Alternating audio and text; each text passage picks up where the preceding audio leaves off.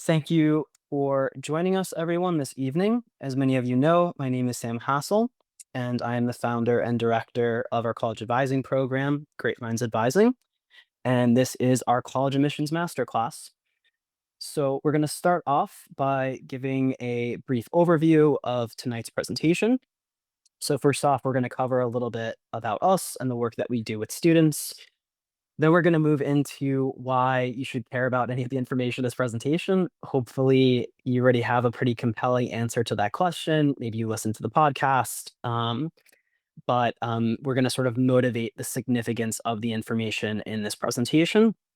We're then going to move on to what top colleges want, what they really look for in applicants. We're going to discuss how colleges evaluate applicants in terms of scoring and what the logistics looks like behind the desk. We're then going to move on to the biggest module by far of tonight's presentation, which is how to actually gain admission. Once we've sort of established what these top colleges are looking for, how do we actually go about, sort of fitting into that blueprint? And so the gaining admission module is going to have a whole bunch of different sections that basically covers every single part of the process, beginning to end. We're then going to wrap up with some particular considerations for students who are Asian and Indian who are applying to top colleges. And then we will have a final case study that I think everybody will want to stay tuned for to see the results of, because they might be quite shocking. And in terms of questions, unfortunately, I wanted to leave a little bit of a question and answer section for tonight. But as many of you know from listening to the podcast, I like to jam a lot of information in. So this is 140 slides that we're going to be covering. I want to sort of make this as informationally dense and helpful to people as possible. If you do have a question, you can just send it to our email address, which I'll put at the end of the presentation, or share it, via DM on Instagram or carrier pigeon or whatever your preferred method of delivery or communication is. But we will not be taking any live questions tonight because it's just going to take too long. The actual presentation, I want to make that the main focus. Okay, so a little bit about us, the work that we do in our company. So at Great Minds Advising, we specifically advise high achieving, driven students targeting specifically the top colleges.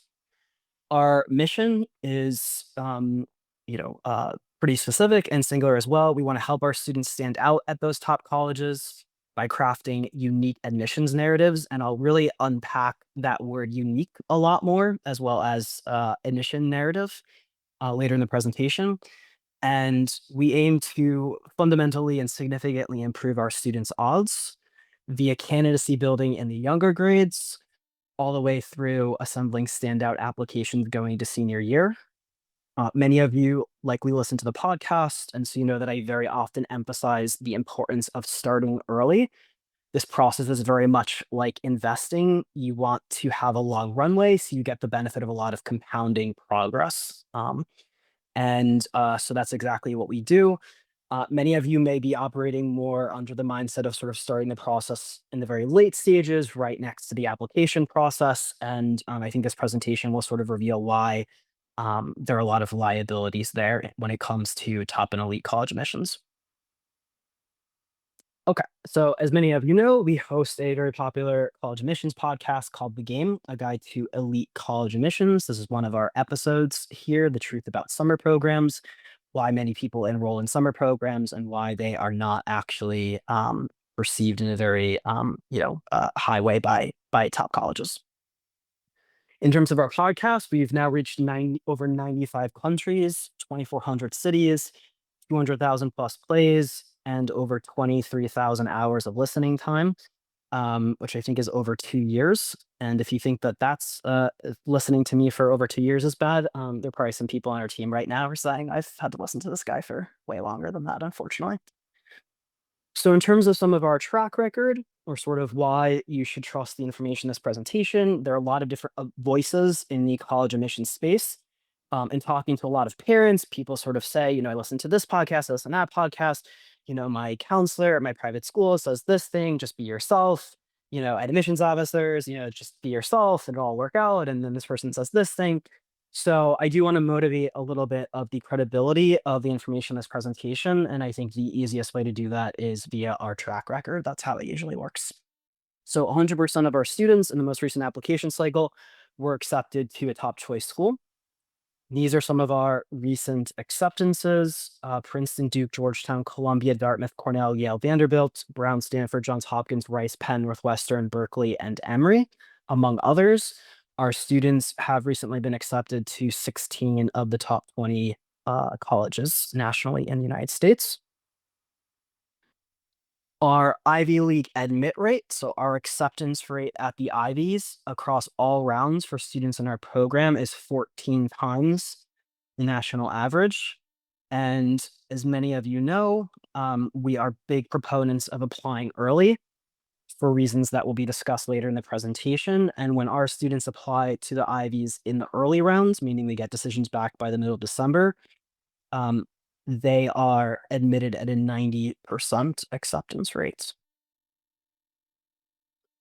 All of our students who have applied to at least one Ivy have also been admitted to at least one Ivy, and in many cases, several Ivies. Some recent distinctions for our students: they have earned since 2020 over $2 million in merit scholarships. That is not by design per se. We actually don't do scholarship applications with our students. That is simply a byproduct benefit of creating exceptional candidacies. We've had an AB Duke scholar. There are about 10 of those per year at Duke out of over 60,000 plus students. We've had a Columbia Science Research Fellow, again, about 10 of those per year at Columbia, a Vanderbilt scholarship winner this past cycle. We had a Rice Trustee Distinguished Full Scholarship winner, a UC Berkeley Regents and Chancellors Scholarship winner. That's the highest scholarship at Berkeley. We've had students earn multiple likely letters at Ivy Plus schools. As some of you may know, likely letters usually go to athletes to sort of signal that they, are probably going to be admitted. They're usually basically as good as a full acceptance. These are typically given only to the top 5 to top 10% of academic students at Ivy Plus schools. So these are the best of the best students if you receive a likely letter from an Ivy. And then lastly, for some of the younger students, we have had a Carolyn D. Bradley Scholar, and that is one of the most prestigious scholarships for students entering high school. It is a full ride merit scholarship to attend any high school. Okay, sometimes parents say nice things about us, not always the case, but here's a parent after her daughter was admitted to a top college. I just wanted to say we're truly grateful and so glad we found you. I feel bad for those who don't have you guys. LOL. Okay, great. So why should you care about any of the information in this presentation? So we're going to look at some case studies to kick things off. So this was a Wall Street Journal article from a few years ago. Some of you may have heard me cover this on the podcast. We also had a separate masterclass spotlighting this student. Her name is Caitlin Younger. She's from Texas. And the article's title was "To Get into the Ivy League, Extraordinary Isn't Always Enough These Days. A star student found herself with a pile of rejection letters from top schools during the most competitive college applications year on record." So I think this has entered much more of the mainstream consciousness in terms of how competitive it is nowadays to get into highly selective schools, and also just how badly things can turn out if you don't approach the process in the correct, strategically minded way. So she is student A. She had a 3.95 unweighted GPA, so nearly perfect. She took 11 APs. She had a 1550 out of 1600 SAT score, so in a fraction of the top 1%. She was top 4% of her graduating class, and this was a massive high school in Texas, so I think there was like 650 students per grade. She founded the accounting club. She performed in and directed over 30 plays. She was in the school choir. She held a part-time job, and she was a summer camp counselor. And these were her outcomes. She was rejected by Stanford, Harvard, Yale, Brown, Cornell, Penn, USC, UC Berkeley, and Northwestern, and she was waitlisted at Rice. She was only accepted to 2 schools, UT Austin, and it is noteworthy she was a Texas resident. So just by virtue of being in the top percentage of her high school graduating class, she was an auto admit to UT Austin. But they don't guarantee admission for specific majors at UT Austin just because you're in the top percentage of your class at high school, Texas high school. So she was rejected from the business major at UT Austin, but she did gain admission at large to UT Austin. Again, that wouldn't be the case for a lot of students if they weren't Texas residents. Um, and then she was also admitted to Arizona State, which is where she currently attends. Student B, 4.82 GPA, weighted, valedictorian, number one out of 300 students, 1570 SAT, so nearly perfect. 7 AP courses with scores of all 4 and 5. He did gymnastics for 13 years, was in concert band from 4th grade, tutored students, honor societies, and was also regional and state champion multiple times in gymnastics. And so this is just a very typical profile. This is going to be a theme of this presentation. It's just a very typical profile to these top and highly selective colleges. Students top of their class. They have a near perfect to perfect GPA. They have near perfect to perfect test scores. They take a lot of AP courses. And then they have sort of a motley array of activities: gymnastics, band. Everybody does band or music or an instrument. They play a sport. They tutor kids at their high school. They're part of the honor society. It's just the same profile again and again and again and again. And you can see the types of outcomes that this profile produces that would have produced exceptional outcomes if we were talking about the 1990s or the 1980s.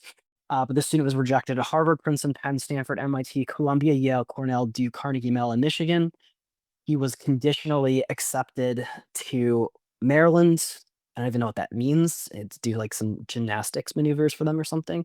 And then he was accepted to Penn State. And these were his final words. Let me serve as an example to people whose parents and guidance counselors told them a high GPA and test scores are enough to get in anywhere. We've had this happen to our students where they go to high school. The counselor looks at their GPA, says you have perfect GPA, you have perfect test scores, you can apply anywhere you want. And unfortunately, there's just, I mean, you can apply anywhere you want, but that's different from getting into those top and highly selective colleges. And unfortunately, one of the big issues in college admissions is people don't state their avatar and who they're working with, right? And so we're very clear that we're working with very high achieving, very driven students with these very high particular goals. And the problem is a lot of people who are working in admissions and a lot of advisors across the country at high schools or even just private advisors, they work with a very vast array of students. And so they don't get the reps in a very particular niche or serving any particular avatar. And so they are generalists, right? They're working with students training for maybe once every 3 years, they see a standout top 5 kid, and then occasionally they'll get a top 10 or top 15, but they're mostly working with top 40, and then sometimes top 100 kids who have executive functioning issues and need extra support. And that's why they don't develop the same types of skill set that is really needed for applying to, the most selective colleges in the United States. In terms of student C, so this was actually a friend of one of our advising students. He didn't get the outcomes that he wanted. He wasn't our advising student, but he was generous enough to volunteer some of his background for a case study. So this was after the early round of decisions a few years ago. So he had a 3.9 GPA weighted, a 34 ACT score. ACT, again, for those who don't know, is at a 36. So that's a 99th percentile score.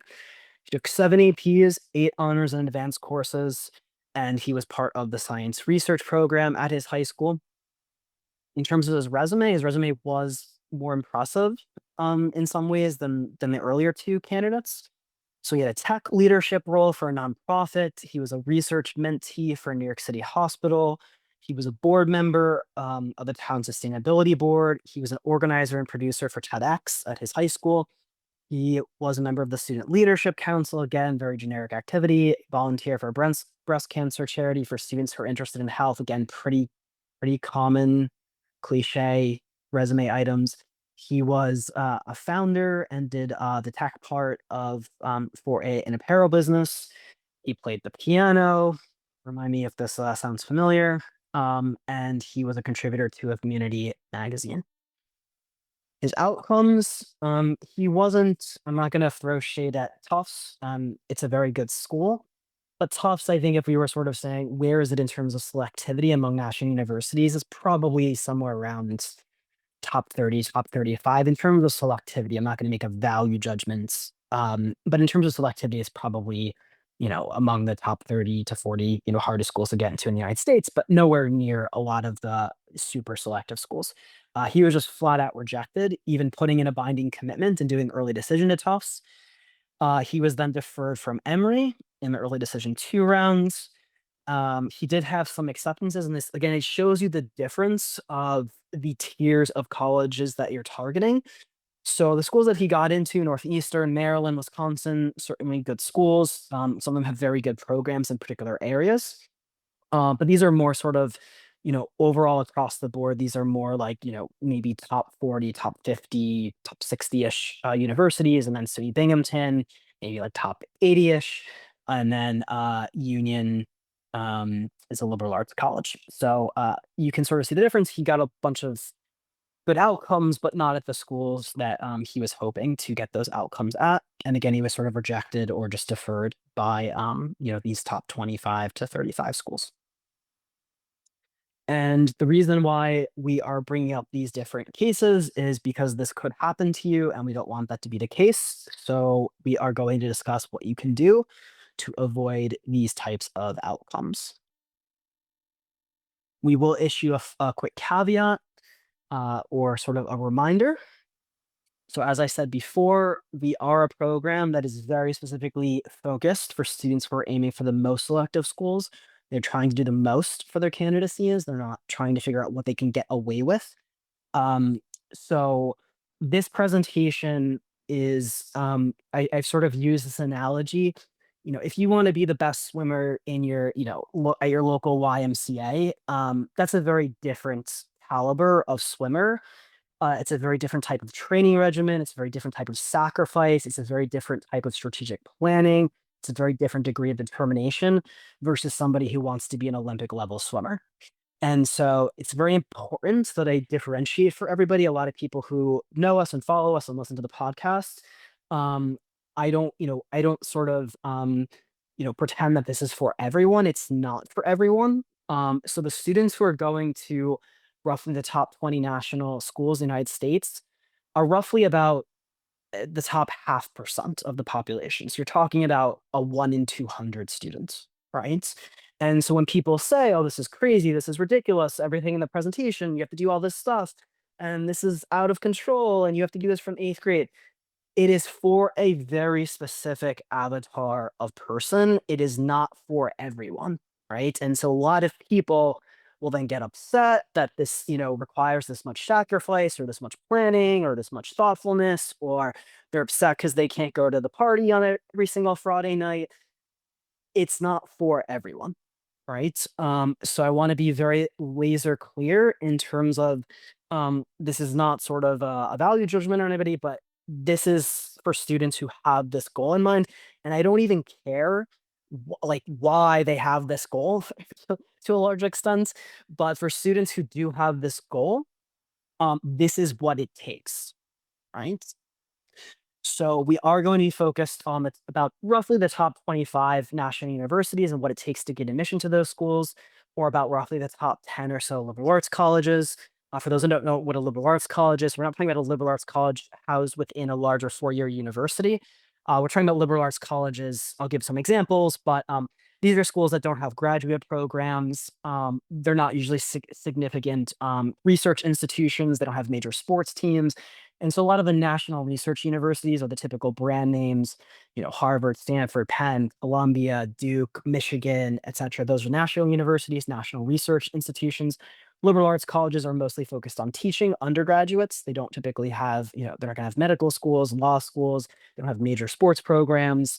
And so it's a little bit higher in terms of liberal arts college. Probably talk about the top 10 liberal arts colleges because they're just not as selective.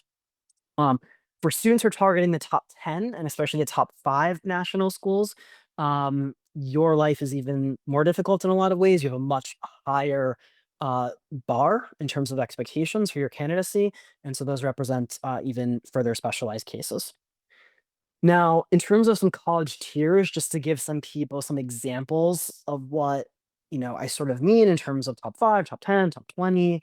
There's a lot of flaws in terms of how the rankings are computed. It does come down to just, one school, just subjective value in some cases. So I want to just clarify that when I say college tiers, I am mostly talking about by difficulty because difficulty is easier to measure than, a student might be a top student, but they go to see Penn and they just hate Penn. They just don't want to be there, right? Um, so it's to sort of get rid of the subjectivity of top X, top Y, top Z level of school.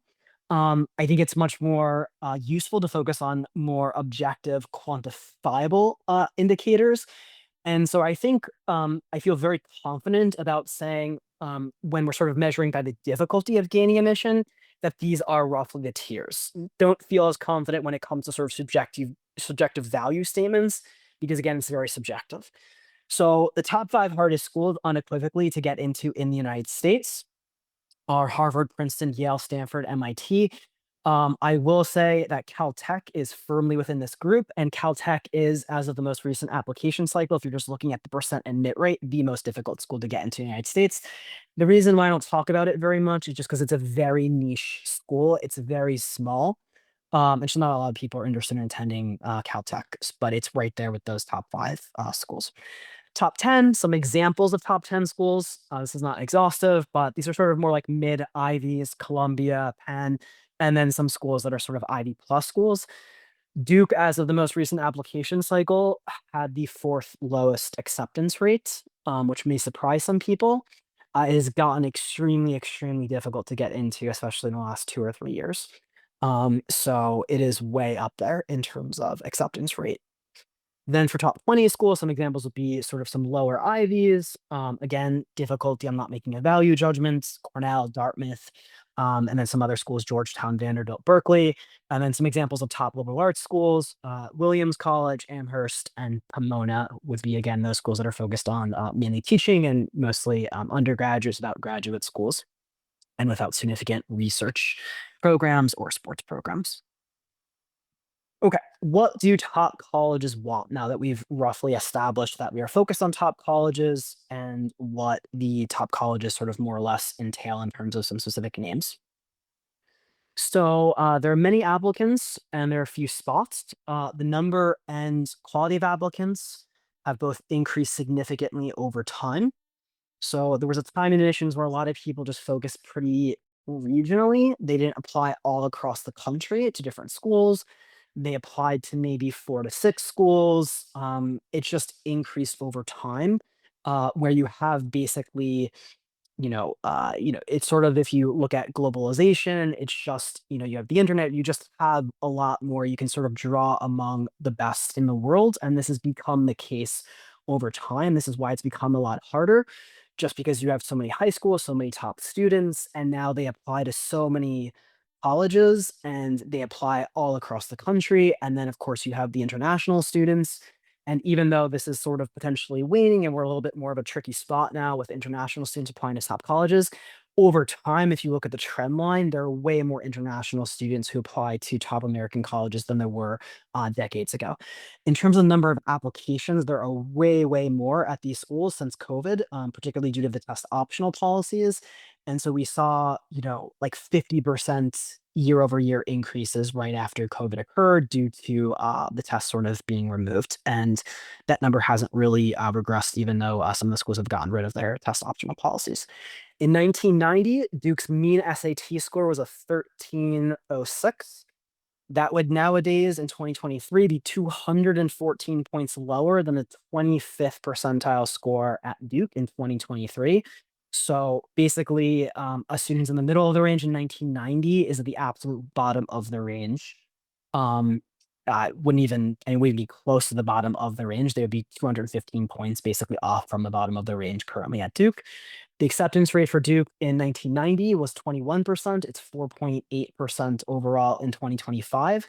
And so what that means, some of you who've heard the most recent podcast, if we're sort of creating a better visual for this, we're thinking about scarcity. A Duke admit in 1990 needed to be a 1 in 5, right? That's a 20% acceptance rate. So you go into a classroom, 5 people, we take one of them out, they get admitted to Duke.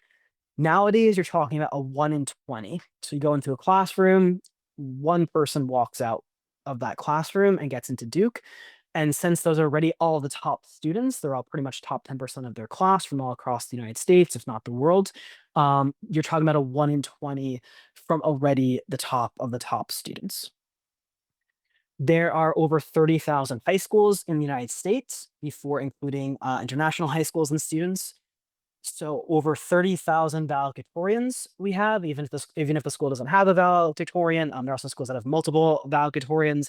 At least conceptually, there's a top student at every single high school in the United States, even if they don't have a valedictorian per se. And if we just look at the top 10 at 30,000 high schools, maybe there's some high school in Montana that has 8 students in its graduating class, but generally that's not the case. So if we sort of say 30,000 high schools of the number of students that are the top 10 in their grade, that would be 300,000 top 10 students. And a lot of them are all congregating around the top and most selective schools, applying to all these schools across the United States. Around half of US students have an A average. And so we're going to talk about grades versus GPAs, but it is not enough to have an A average. It's just not distinguishing. If you have 4 million high school graduates, half of them basically have an A average or right sort of on the cusp of an A minus B plus in the United States. It's just too many students for too few spots at the top and highly selective schools. Here is an illustration of that point. So this is a sample high school GPA distribution. This is a large, very competitive public high school in California.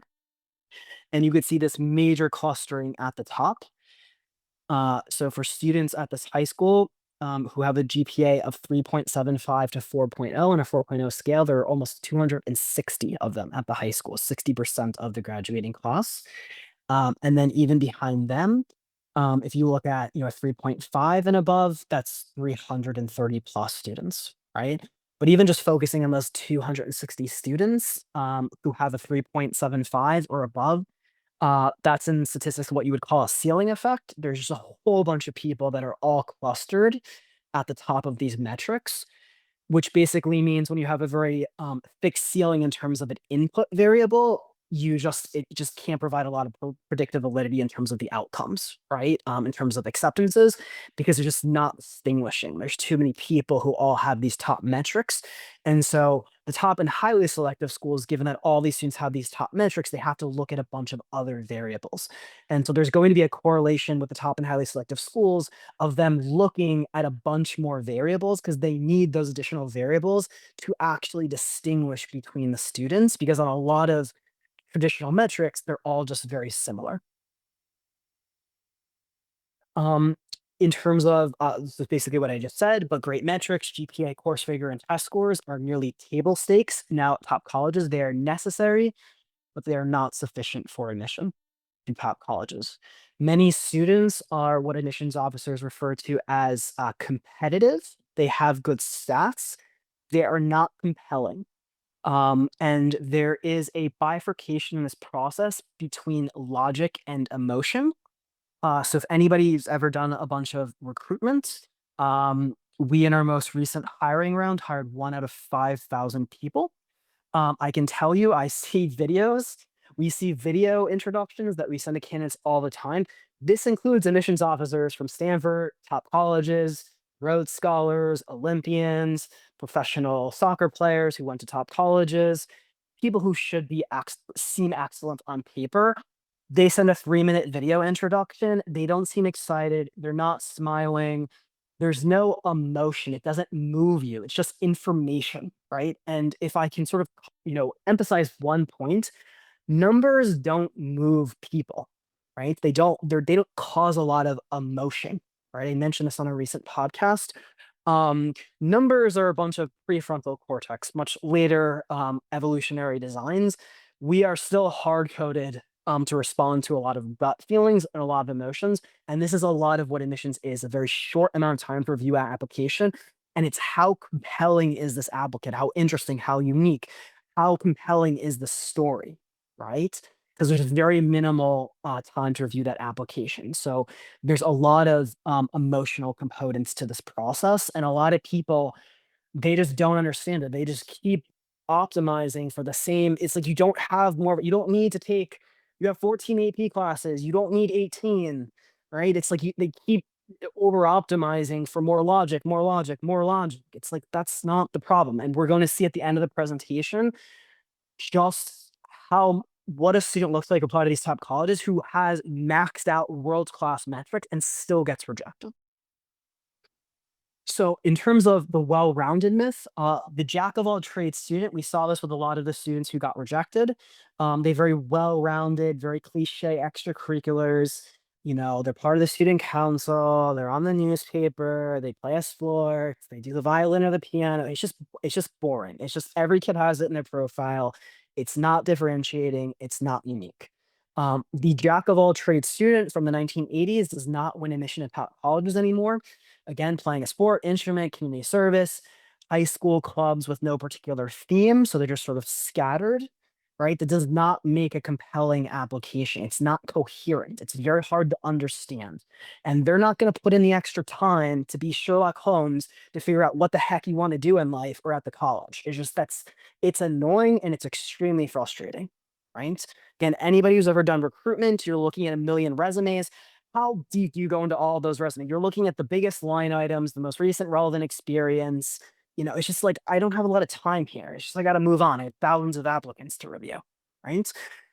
Top colleges look to admit well-rounded classes of students, right? They want a diverse array of specialists. They do not, at an individual or at the student level, want well-rounded students. So they are building classes, incoming classes, the same way that you build sports teams and companies, which is you have a diverse array of people with different specialties and skill sets, right? And so it's very hard for people to understand that, you know, you might be the best overall basketball player, but you're a point guard, you know, at an institution, and they already have 3 point guards, you know, on the team, right? They could just be saturated in terms of that specialty, and so it doesn't matter that you're the best basketball player in the world, they don't need any more of you, and you're gonna see this illustration, with the final case study of just how harsh it could be in terms of a student's profile, but that student is very common in terms of the school, it's not a major institutional priority, whereas a student who brings a very scarce specialty, maybe just an institutional priority. Now, ultimately, passions win admission. Passions, emotion, they stand out to admissions officer. If you've ever just watched somebody who truly loves doing something, it's a marvel, right? I mentioned to our team recently, I like to sort of look at logical extremes and then reverse engineer the traits and then operationalize them. So, what the heck does that mean? So, likability is huge in admissions. And so what we'll do is, well, what are basically, you know, people or things that everybody basically likes, right? So it's probably not gonna be a political figure, right?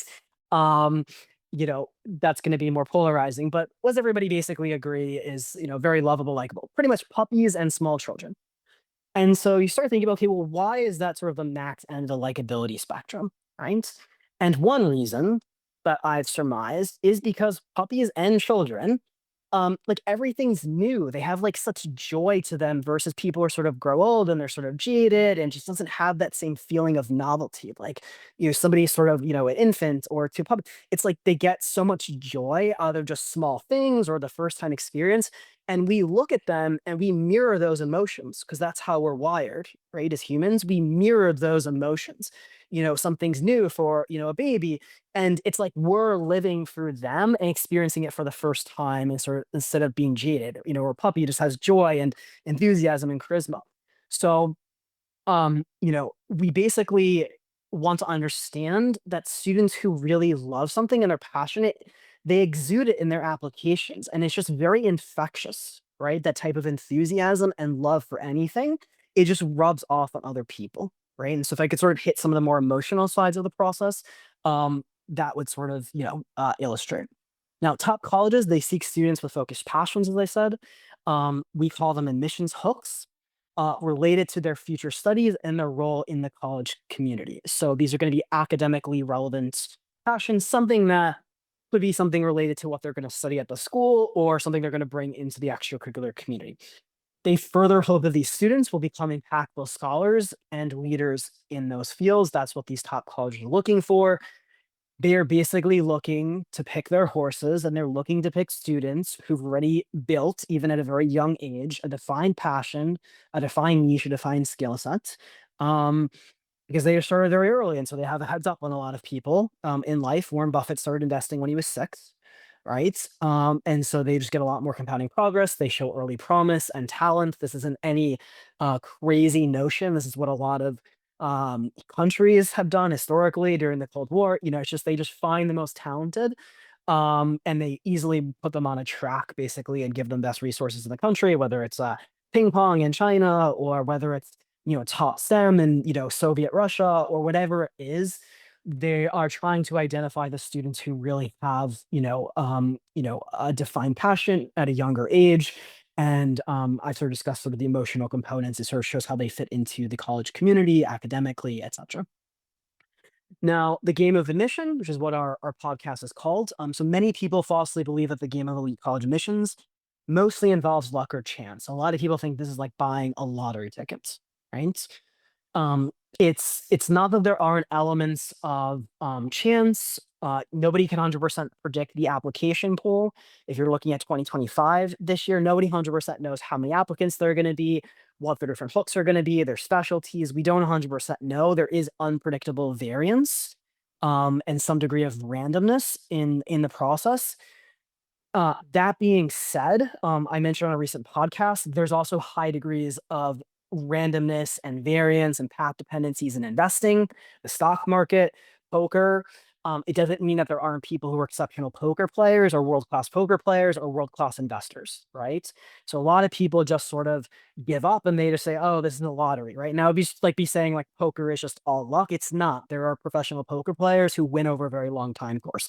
There are investors who are the best in the world, right? There are elements of this, but most people simply misunderstand what those top colleges are looking for, and they're standing in the pool. And so there is a lot of strategy that goes into this process as well as tactics, as we'll reveal. This is a game where you can create systematic success, as in poker and investing. You need to know how to do it. And as in most domains, the savviest and most well-informed players tend to win. Not anything different from most other areas of life. Okay, so let's talk about how colleges actually review applicants and some of the logistics behind the desk. So applicants are reviewed according to round. For example, early decision, regular decision round. We'll discuss what those designations mean later in the presentation. They're also reviewed according to region. So admissions officers or readers are typically assigned different regions. And students at the same high school are typically going to be read by the same admissions officers, right? And so that is something to keep in mind, that there is just going to be a juxtaposition between applicants from the same high school that just occurs because they're all being read together, right? And so this does create a lot of either potentially strategic advantages or strategic liabilities. There are typically 2 readers that rate the student on several categories. This process does look different in terms of what specific school you're talking about. This is just a general sense of structurally what occurs. The review time, again, is going to vary. It depends on, are you accounting for the admissions officer taking notes? Certain parts are automated in terms of transcripts. There is an increasing use of AI in admissions, which we won't get into. So this can vary, but 10 minutes is probably a rough sense. It just gives you a perspective on how quickly they need to review these applications and the importance of having a very defined passion story and something that unifies all that information. Applicants with low metrics, so GPA, rigor scores, it's not that these things don't matter. It's not that a student with an outstanding resume or hook can totally compensate for having Bs. It's just that those are necessary factors for admission. They're not in and of themselves fully sufficient. So if you want to sort of think about sort of round one versus round two, round one usually is just going to be more checking the basics of the application, the metrics, that the student has really top-notch rigor, top-notch GPA, top-notch test scores, so that they basically can move into a much more holistic review. We had a podcast episode called the 3 lies that admissions officers love to tell. There is this notion that admissions is holistic. But it's holistic with gates and path dependencies. So if you don't hit certain, you don't, hit certain, benchmarks early in the review process, there's simply not enough time to get everybody a full holistic review. Many applicants who aren't clear admits or denials may undergo committee review, and that's where a lot of the applicants fall. They're not absolute standout applicants because you again are talking about very highly selective colleges, so it's an extremely high bar. There are a lot of clear denies, but a lot of people sort of fall in between and they undergo committee review. Class shaping. So for some of you, you may have read Jeff Salingo's book where he's sort of inside the admissions office at Emory. And so he talks about class shaping. Class shaping typically occurs in the later rounds of admission as you're getting close to sort of looking at the final composition of the class. And that's where they're checking that composition. Does it sort of have what we want? So they typically want students, ideally, it doesn't, they're not going to take a terrible student per se, but ideally they want students from, all 50 states or pretty close across the United States. And they have different institutional priorities, borderline necessities. And so they're going to basically sort of do a preliminary check on what does this class look like. And then at that point, certain people who were admitted may get moved over to the deny or the waitlist bucket, and then vice versa based on the final composition. You're much more subject to getting shaped out of the class if you're applying in the later rounds of admission, such as regular decision, because that's when it gets close to sort of the final touches being put on the class. There are different review categories and scores. Again, this will vary a lot by colleges, what they call them, but just talking about sort of structural similarities across all the different colleges. You can generally distill them into two general types: hard factors and soft factors. Hard factors are going to be academic, so grades and course rigor. Those are two separate constructs. A lot of people like to talk about their weighted GPA, but a weighted GPA is very confusing. What's the weighting the high school assigns? So you really need to look at those as two different constructs: grades and then course rigor. Class rank. A lot of schools in the United States no longer rank their students, so most private schools do not have class rank. It's mostly just large public schools across the United States still have class rank, and even many of those don't have class rank anymore. But if applicable, that can be factored into the academic index. For testing, you obviously have SAT and ACT scores, and then potentially AP and IB scores. In terms of some of the soft factors, so those were sort of the metrics. Again, much more sort of the logical components, the stats, the metrics, what a lot of people are accustomed to, that are in plain sight. In terms of the soft factors, and these are what will differentiate students at top colleges, it's the resume, it's the activities list. Does it speak to a very defined focus passion?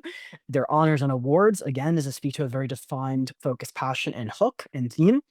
Recs, or what's known as support sometimes. So these are basically external people talking about the student, right? And that's why interviews are potentially considered alongside recommenders, because it's not the student talking about themselves, it's other people talking about the student, right? So these are going to be teacher recs, counselor recs, supplementary recs potentially, and then again, maybe an evaluation form from an interviewer.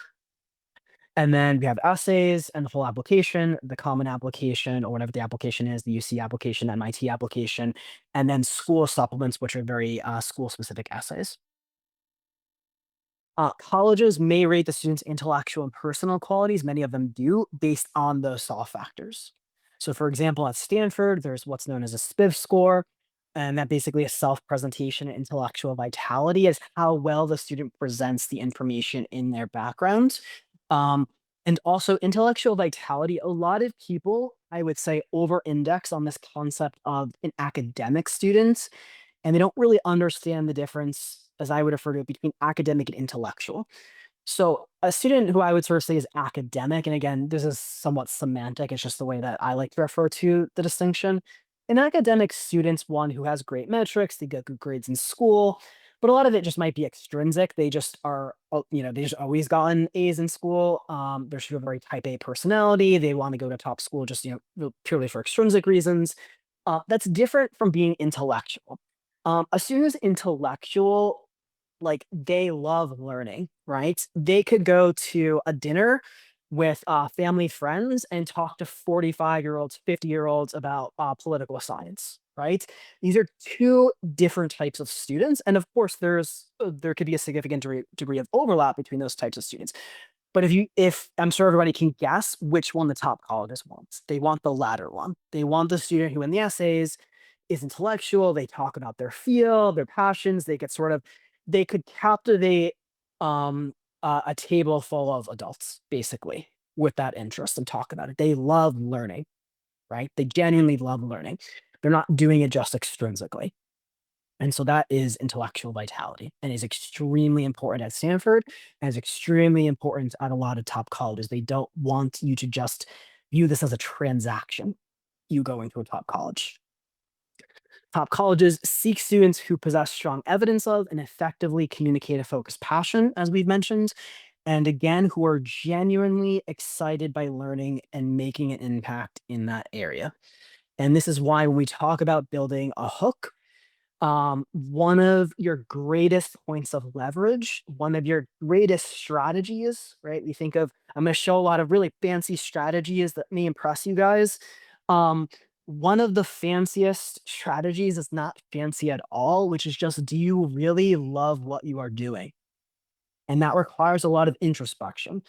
But, the fortunate position that we happen to be in, particularly because I come from a psychology and neuroscience background, you'll see that line throughout a lot of the way that we approach this process, is we basically get to run a very large scale experiment with a bunch of teenagers who are in this cohort and applying to these schools. And I can tell you what the data is. The ones who are purely extrinsically motivated, they don't do as well. The ones who really index on something they like, right? For them, it looks like play, and to other people, it maybe looks like work, right? They really just exude passion. You're gonna want to do more of what gives you rewards and what you really enjoy. And there's a whole bunch of really successful people, even people that I listen to and look up to, and they'll sort of say, oh, passion. A lot of people will know I'm not particularly sentimental. I very sort of no BS, no nonsense approach. All that being said, I can tell you, even all the super successful people to be like, "Oh, it doesn't matter your passion," you have to audit your skill set, right? If you have level 10 passion, but you have a level 2 skill set in a field, you need to look very carefully at that, right? So, like, obviously, talent and skill matters, but I can just tell you from us having worked with a lot of students, a lot of these people who say, "Oh, it's not about passion," they're full of it. Like, you look at what they actually do, right? And they're in a hard season, or there's really, they're getting sued and they're, whatever it is, they're just going through hard stuff. And so they don't want to sort of do the hallmark passion stuff. But you look at their actual actions, they are obsessive about that thing and they really do enjoy and love it, even though there's a whole bunch of stuff that they don't enjoy. So if I have to sort of hit on one point here, you will get a ton of strategic leverage out of just being extremely introspective about what your thing is, because it's a very long journey and you need rewards along the way. You need to be motivated. It's the cliche, the person who loves walking walks farther than the person who loves the destination. Okay, let's talk about all the strategies and the tactics, all the hard components that go into this process to actually get into these colleges. So first off, let's talk about hook building. So as I mentioned, a hook is basically the theme of your application. It's what is that passion or that interest that makes sense out of everything that you do, including inside the classroom, but especially outside the classroom. It is the North Star for everything over multiple years, right? This is basically the strategy for the process. It originates from tactics and actions.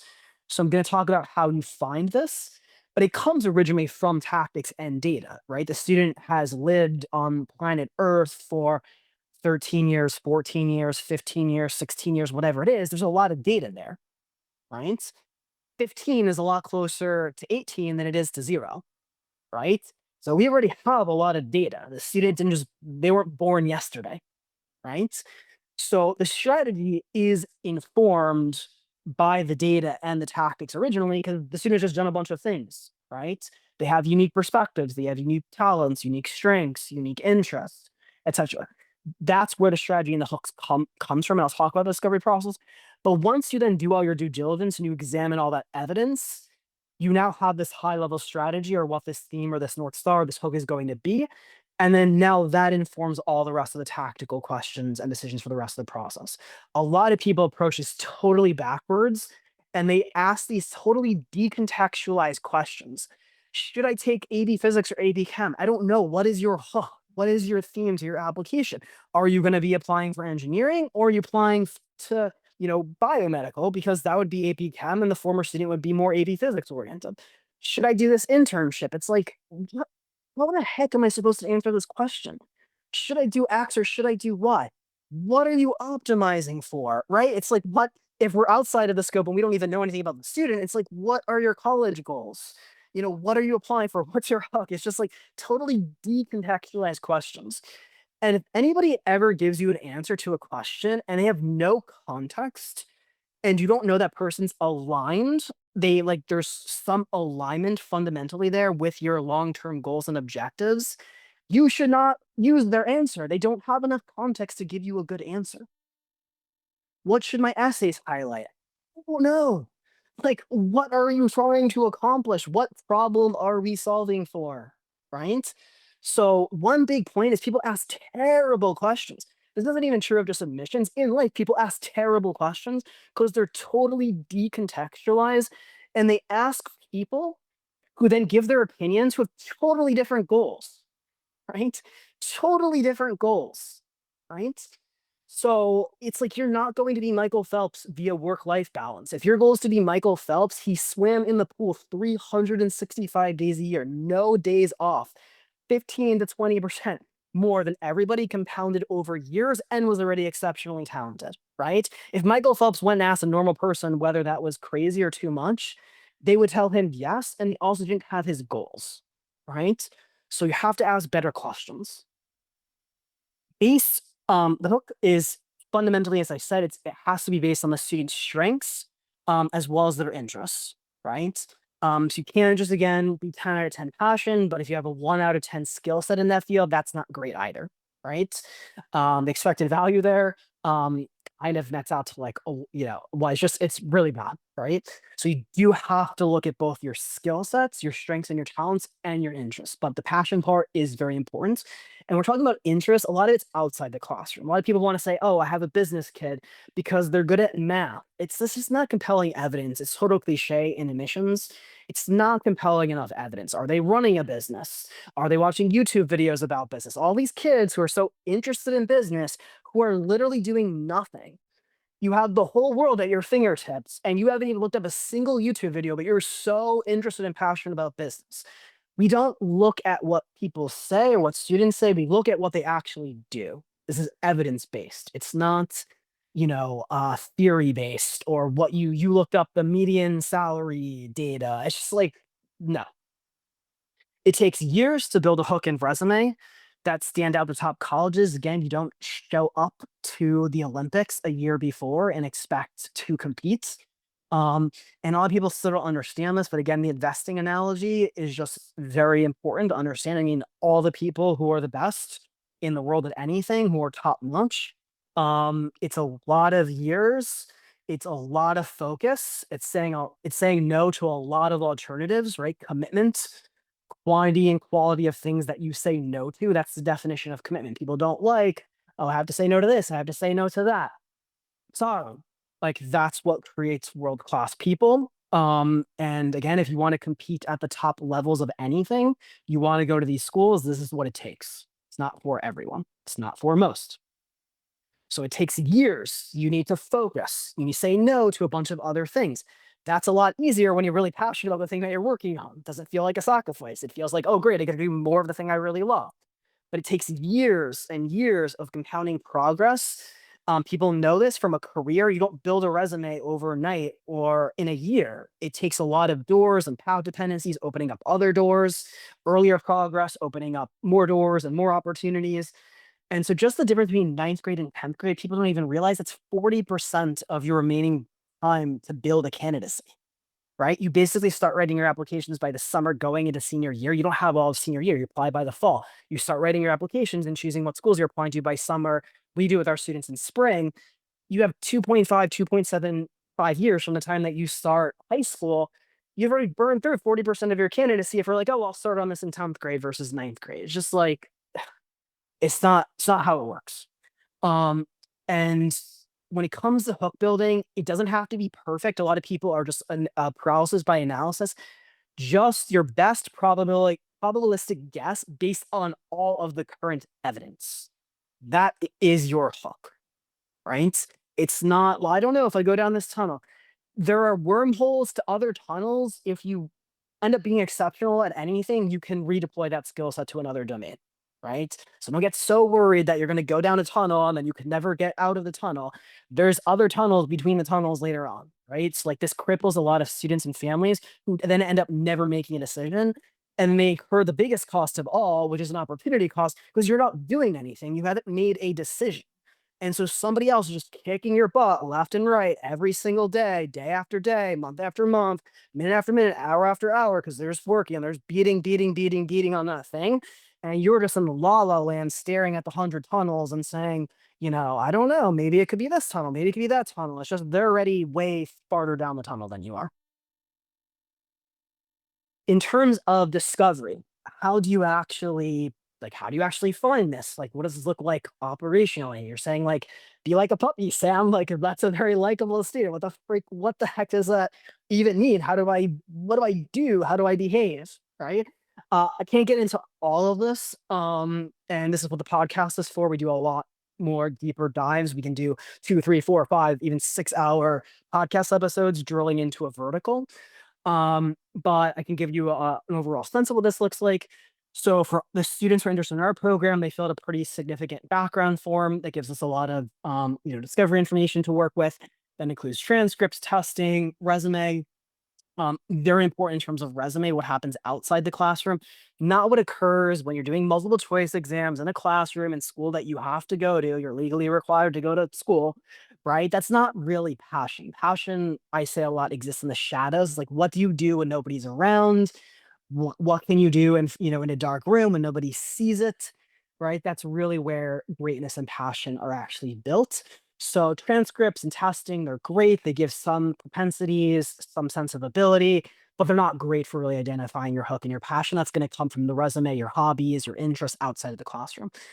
We have different meetings with the parent and the student to really dive deeper into certain specific traits, intangible strengths, interests, and possible directions for that actual hook. The questions that we use are actually drawn from the end of the process and the questions that top colleges like to ask the students. It's a good reverse engineering exercise when I sort of say, what problem are you trying to solve when you are thinking about specific tactics? You have to know what problem are you trying to solve. Well, a great place to start is the end. Like, where are you trying to go? And then start backing your way into the present moment in reverse engineering. So these are the essay questions that top colleges are going to ask you at the end of the process. Maybe you should start asking yourself these questions at the beginning of the process before you even embark on the journey. What topic most inspires you? Is there an intellectual idea that has transformed your thinking? If you had 10 minutes and the attention of 1 million people, what would you talk about? Who is your favorite conversation partner?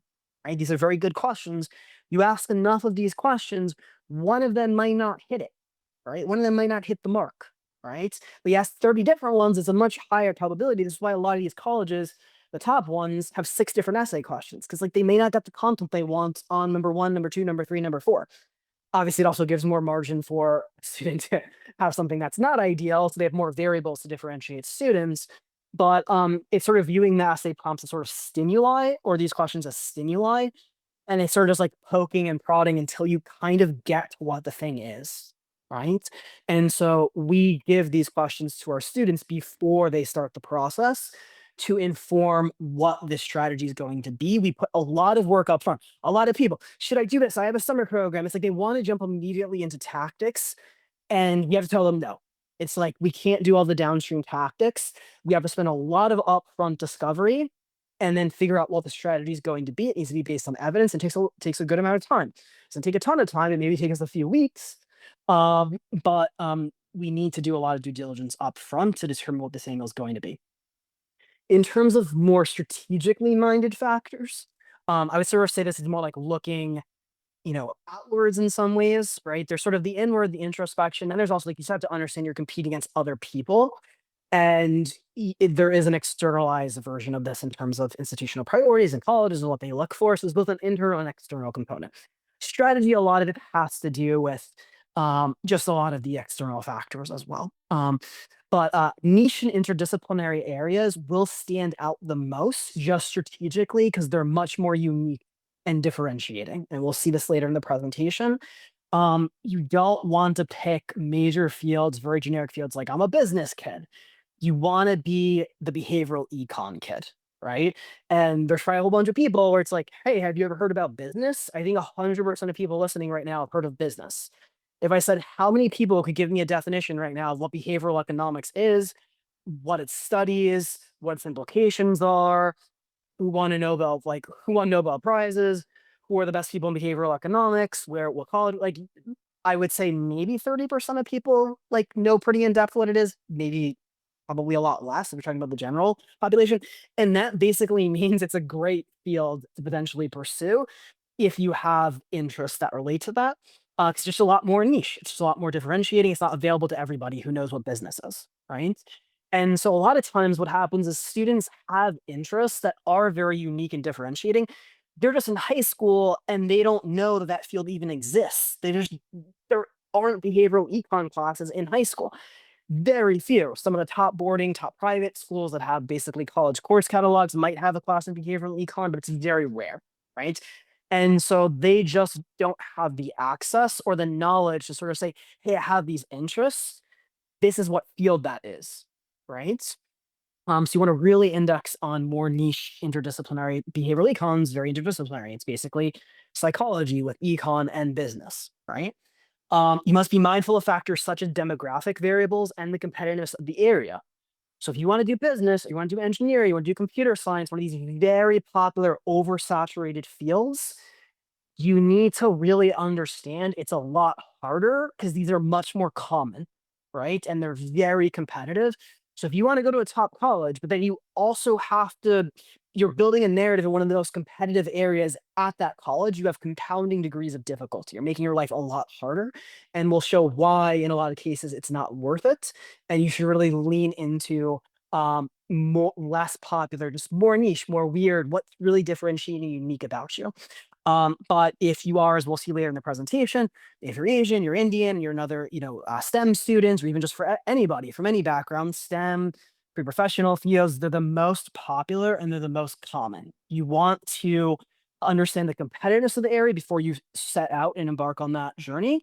You also want to understand if you're very overrepresented, you're a male for engineering versus a female who's interested in physics. Like you have to understand some of these. And as I say, very often the analogy that I will use or the visual that I will use is basically everybody is starting at some point. There's some starting point on the runway where the plane is, right? The time that you have until you apply to college is basically the amount of runway that you have. And then how difficult that angle is, how popular it is, how common it is going to be in the applicant pool if you're very overrepresented as a minority in that field, or as a male or a female, or geographically for all the Silicon Valley people who are also overrepresented minorities, and they're geographically overrepresented in CS, and then they all apply to Stanford. It's just a cluster, right? So the difficulty of the positioning or that vehicle, that hook, and your school goals, right? Are you aiming for top 5 versus, a top 20? That basically is like the drag or the amount of cargo on the plane, right? It's like the plane starts at some point that's like where you are right now, what your candidacy currently looks like today. There's the amount of runway until you're going to actually apply to college. And it's like, how difficult is your hook or your positioning strategy and your school goals is basically like, do you have 5 passengers on a Boeing 747? Or do you have a million passengers on a private jet and you have about 10 feet of runway and it's going to fall into the ocean, right? And this is one of my favorite quotes. I very often quote Uncle Warren, but he gives the story, I've mentioned this before, of a fellow classmate at CBS, Columbia Business School. He basically says he was just as hardworking as I was. He was just as smart as I was, probably smarter. but he went into the steel industry and I went into investing. As we all know, Warren Buffett is worth, over $100 billion or whatever it is, founded Berkshire Hathaway, and didn't turn out quite the same way for his friend. And one of his quotes was, "It doesn't matter how hard you row, it matters what boat you're in." So some people simply pick the wrong boats, and no matter how hard they row, it's not going to get them to the desired outcome and destination. Okay, let's dive into academics. So, in terms of grades, students targeting the top colleges must aim for straight A's. I know a lot of people, oh, Sam, you're telling me that if I got a B plus in 10th grade or in ninth grade, well, just think about it for a second, right? You're going to get flung to these top colleges. Are there going to be students who have straight A's? Yes. If you don't have straight A's, would that then be a competitive liability? Yes. It's not rocket science, right? So again, if 2 million people have an A GPA, you need to differentiate yourself in some way. So it can't just be an average. It all works out. I have some B's, but then I also have some A's. It all works out to an A average. You need to be a straight A student. A minuses can be okay, right? The higher your goals, the more pressure it's going to be for you to basically be as close to perfect across the board, right? So if you're talking about top five schools, you should be the top of your class, right? You shouldn't just be, barely, top 10% if you're talking about top five, top 10 schools, right? We understand the pressure increases as you go up. And then remember, there are 30,000 high schools and then all the international students. So great, you're a valedictorian. Well, we have 30,000 of those. And then we have all the international students, right? So it's about getting straight A's, not just an A average. So B pluses, I'm sorry, it hurts your application to top colleges. Can you end up getting in? Yeah, there are students who get in with a B plus or two or whatever on their transcript, um, but it doesn't give you the highest probability of success, right? AOs, missions officers focus on courses and grades. GPAs are unstandardized. They mean basically nothing to an admissions officer because you have a million different high schools and different GPA systems. Some schools don't even have a GPA system. Some schools have emojis that they give instead of grades nowadays. Right? It's just a total mess in terms of lack of standardization. And so they're just very misleading. So top colleges are often going to disregard GPAs. They're going to disregard the weighting.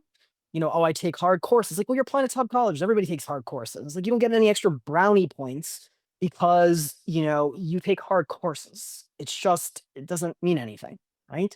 So grades and course rigor should be viewed as two independent constructs, not GPA, but actual grades. Every single grade on your transcript. That's one construct. Are you a straight A student? And then rigor independently, how many APs, how many honors advanced courses? Those are two different variables, and each of them should be near max for the top colleges. For the top college, in terms of course rigor, students should aim for, I would say, if you're trying to be reasonably conservative, 10 to 12, if not more, AP and college level courses. It's a lot, right?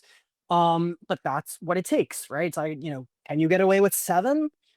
I don't know. You can get, again, I've said it on the pod, you can get away with murder. There are people who get away with murder, right? There's literally a girl who got into Harvard and she was a murderer. Right? Like, it's just like, it's not, the question is that what can you get away with? Are you trying to do the most to give yourself the highest chance of success? Right?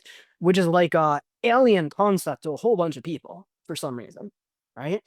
Um, but if you want to be at least reasonably conservative, I'm not gonna tell you 17 APs, but like 10 to 12 is probably what a lot of people should be aiming for in terms of AP or whatever your school does, right? All the bougie private schools and boarding schools, they don't like the AP curriculum. So it's an advanced topics course or an honors course or whatever is at the school, basically an AP equivalent or post AP equivalent, or just a actual college course taken externally. I would say the 25th to 75th percentile, this is an absolute science because the schools don't actually report this data. But I would say you're in the low range if you have about eight AP or college level courses by the time you graduate for top colleges. And if you have 15 plus, you're probably towards the 75th percentile. Course limitations of your high school are not an excuse. I'll cover this on the podcast.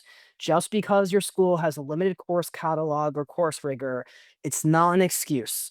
You have the internet, you can sign up for courses, they're not expensive at community colleges. They're like, oh, I can't afford, a $300 course. Go to a dollar store, buy a bunch of water bottles, sell them for 2x or 3x what they cost. rinse and repeat for a weekend, you'll get $300, sign up for your college course. It's just not a reason to have, oh, I just can't, because my high school, I'm just so constrained. You have the internet, you have all these opportunities nowadays, right? It's not an excuse. And I mentioned on the podcast, colleges will consider your high school and the offerings that were given to you, and they'll give the biggest benefit of the doubt to students who are just from very under resourced high schools or backgrounds, but don't expect them to give you the benefit of the doubt. Don't expect them to say, Sally, you have 9 AP courses or 7, but here's Johnny over here, and he's got 14 from this other high school. It's just who would you pick? Who would you pick? It probably would just, it's not, it may not be fair, but that's just what it is. And keep in mind, students can take, as I mentioned, outside college courses, especially related to their HUC. Top colleges expect 4 years of core subjects. So if you listen to some of the podcasts when I review applicants, we see this all the time. I think every single student I reviewed on the podcast, a lot of them are top students. But you get the STEM student who topped out at Spanish 3 in sophomore year so that they could max out the STEM side of the curriculum, right? It doesn't work that way. Doesn't work that way. The top colleges want to see 4 years of core subjects. The core subjects are English, history, math, science, and language. For math, Calc AB, you don't get any gold medals, because you take calculus. You're talking again about top colleges. It's just bare minimum is getting to Calc 1 or Calc AB. Bare minimum. Absolute bare minimum. Right? Ideally, you're getting to at least Calc BC or Calc 2 or whatever your school calls it. And there are a lot of students, we see them all the time. They're past Calc BC. They're in multivariate calc, they're in linear algebra, and some students even get to differential equations. We had a student this past cycle, her high school, the math department basically looks like you're like a PhD math student at a high school level. Like there's insane level course rigor in terms of math, right? For science, you want to take the core sciences, biophysics and chem, none of this AP environmental science nonsense. For all 4 years, the bread and butter core sciences, right? Again, I did a review episode of a candidate. She was super impressed. She had 17 APs. Her senior year, she's trying to take like AP seminar or, AP environmental science instead of physics. It's like, it doesn't look good. It looks bad. These are not considered core rigorous classes.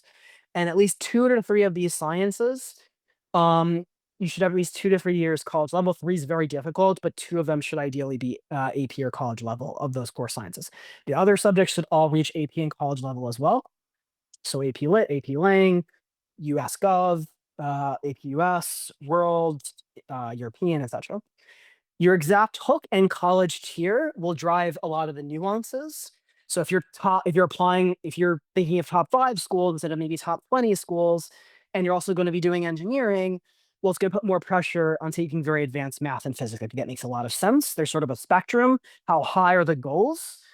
Or basically, do you want to preserve optionality for every school? And then, what's the spectrum in terms of the student being a humanities all the way to the other side of the spectrum of like they're a very hardcore STEM student, mechanical engineering, etc. Right? So if you're going to be clearly STEM oriented, math, physics, engineering, and you also have the highest goals, you should be taking the most rigorous coursework in math and physics. That might include multivariate calc, might include linear algebra, might include calc-based physics. Right? Still, that being said, all the top college applicants, whether we're talking about top 5, top 10, top 20, they all need to be academically well-rounded inside of the classroom. They take all the core subjects, right? They need to be well-rounded, not in general, but inside the classroom. Outside the classroom is the area where you really show a lot of your hook. A bit of it is inside the classroom, right? If you're an engineering student, that's going to be your hook. Then, of course, you're going to want to take calculus-based physics. You're going to want to take harder math classes. Of course, there's going to be an academic side of it. Your SAT math's going to matter a little bit more than your verbal, though they should both be top-notch. But most of the hook comes from extracurriculars, right? Resume honors. So inside the classroom, they still want very academically well-rounded students. They want the STEM kid who just doesn't take any hard humanities and social science classes. And conversely, they don't want the kid who's just writing novels, but like doesn't know how to add, right? That's not good because when that student goes to college, they're gonna very often there's going to be a core curriculum or foundational classes, and those weak points will potentially get exposed, right, in college. I would say 80% of the course rigor for students just aiming for any top college and across all different hooks is going to be the same regardless of the hook in the exact top college goals. Really, a lot of the work in terms of course rigor and course selection just is like that last 20%, right? 80% of the work is actually just the last 20% of like real nuances and nitty-gritty course selection based on the student's hook, how good they are, how much risk there is in terms of them not getting an A, etc. Students should aim for the most rigorous load in which they can achieve straight A's. So again, it might seem harsh and a little bit extreme, but our definition, our program is you are by definition over indexed on course rigor if you don't have all A's. You have pushed the seesaw too much towards the course rigor end of the spectrum, right? So the constraint on the course rigor is can you at least get basically at least an A minus, a 90 or above, right? Or whatever it is on your GPA scale, right? Or above, take the hardest amount of course rigor you can while still satisfying that constraint, right? So you going and taking 12 AP classes and getting 8 Bs is not helping your case at all, right? So it's the most rigorous load constrained by you being able to get straight A's. Now, you can't 100% predict this, and it's just very difficult. So there's risk reward there, right? And so this isn't a problem that's ever going to be solved. It is, as Esther Perel says, a dichotomy to be managed. It is a constant dichotomy to be managed, is a constant seesaw. If you take more rigor, typically you're going to be more at risk for getting a lower grade, right? And that's just a fundamental dynamic. It's like a fundamental law of physics, right? We can't get around that, but unfortunately, we have to try to optimize in both directions. The students who are aiming for the top colleges basically need to take a lot of course rigor, and they also need to get top grades in those courses. And so this is why we do a lot of due diligence. We're doing course selection with our students of looking at a lot of variables. What's their exact hook? You know, what are they in range for in terms of schools? What are their goals? What's the teacher reputation? What's the reputation of this course? What are the students that are taking that course in this year? We all put it in a spreadsheet. And again, that's like 80% of the work for the 20% of those marginal decisions, right? AP Psych, AP Stats, AP Environmental, AP Computer Science, AP Human Geography. These are not viewed as highly rigorous core classes, right? You're not going to get away with taking AP Environmental Science instead of taking AP Chem, AP Bio, or again, whatever the equivalent is at your school. If it's advanced topics, if they call it honors, but it's basically college level. If you're super special in your school, all of what they refer to as the honors, they think is like a graduate level course in college, whatever it is, it needs to be basically at AP level, right? Or above, but whatever it is, right? It's if there's advanced topics, environmental science, heck, advanced topics, physics, chem, bio, it's just not good enough. Use these types of courses primarily for your hook. So if you have an environmental hook, think of it more as like an elective for your major, basically. So you can take AP Bio and then take AP Environmental Science for your hook. AP Environmental is not that hard, right? For a lot of students, why they're not viewed as very core rigorous classes. So you might need to take it for your hook, but it's like add-on, you know, it's a hook and it's add-on rigor. So use these types of classes that aren't real core. AP Stats is not a substitute for Calc BC, right? APCS is not a substitute for physics. AP Human Geography is not a substitute for AP US History or AP Euro, or again, whatever the equivalent is, right? So use them for your hook building to sort of hit your narrative. Like if you're a psych kid, well, like AP Psych's great, right? It just can't be in place of a core science or a core social science class, right? So use them for your hook, add-on rigor, additional rigor, or if these are just the only advanced courses because you're 9th or 10th grader and all they offer is AP Human Geography and APCS in 9th and 10th grade, then just take it for your course rigor. Beware the bookend. So a lot of students get not let's say very low, but they get lower grades in 9th grade and they don't think it's going to cost them, right? And again, it's just, do we know there are going to be a whole bunch of students who are applying to these top colleges who have straight A's across the board? We do know that, right? Would it hurt you if you're not one of them?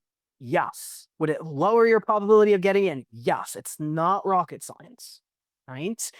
So try to avoid any lower grades, try to avoid complacency, try to avoid the procrastination of not applying to college for 3 years. You see a lot of students where they have those early B pluses, right? Try to avoid that. Senior year, you have very limited opportunity to make up your grades. If you start in a worse position during senior year, if you're applying early to colleges, you want to be able to send first quarter grades or first marking period, first trimester, or whatever it is.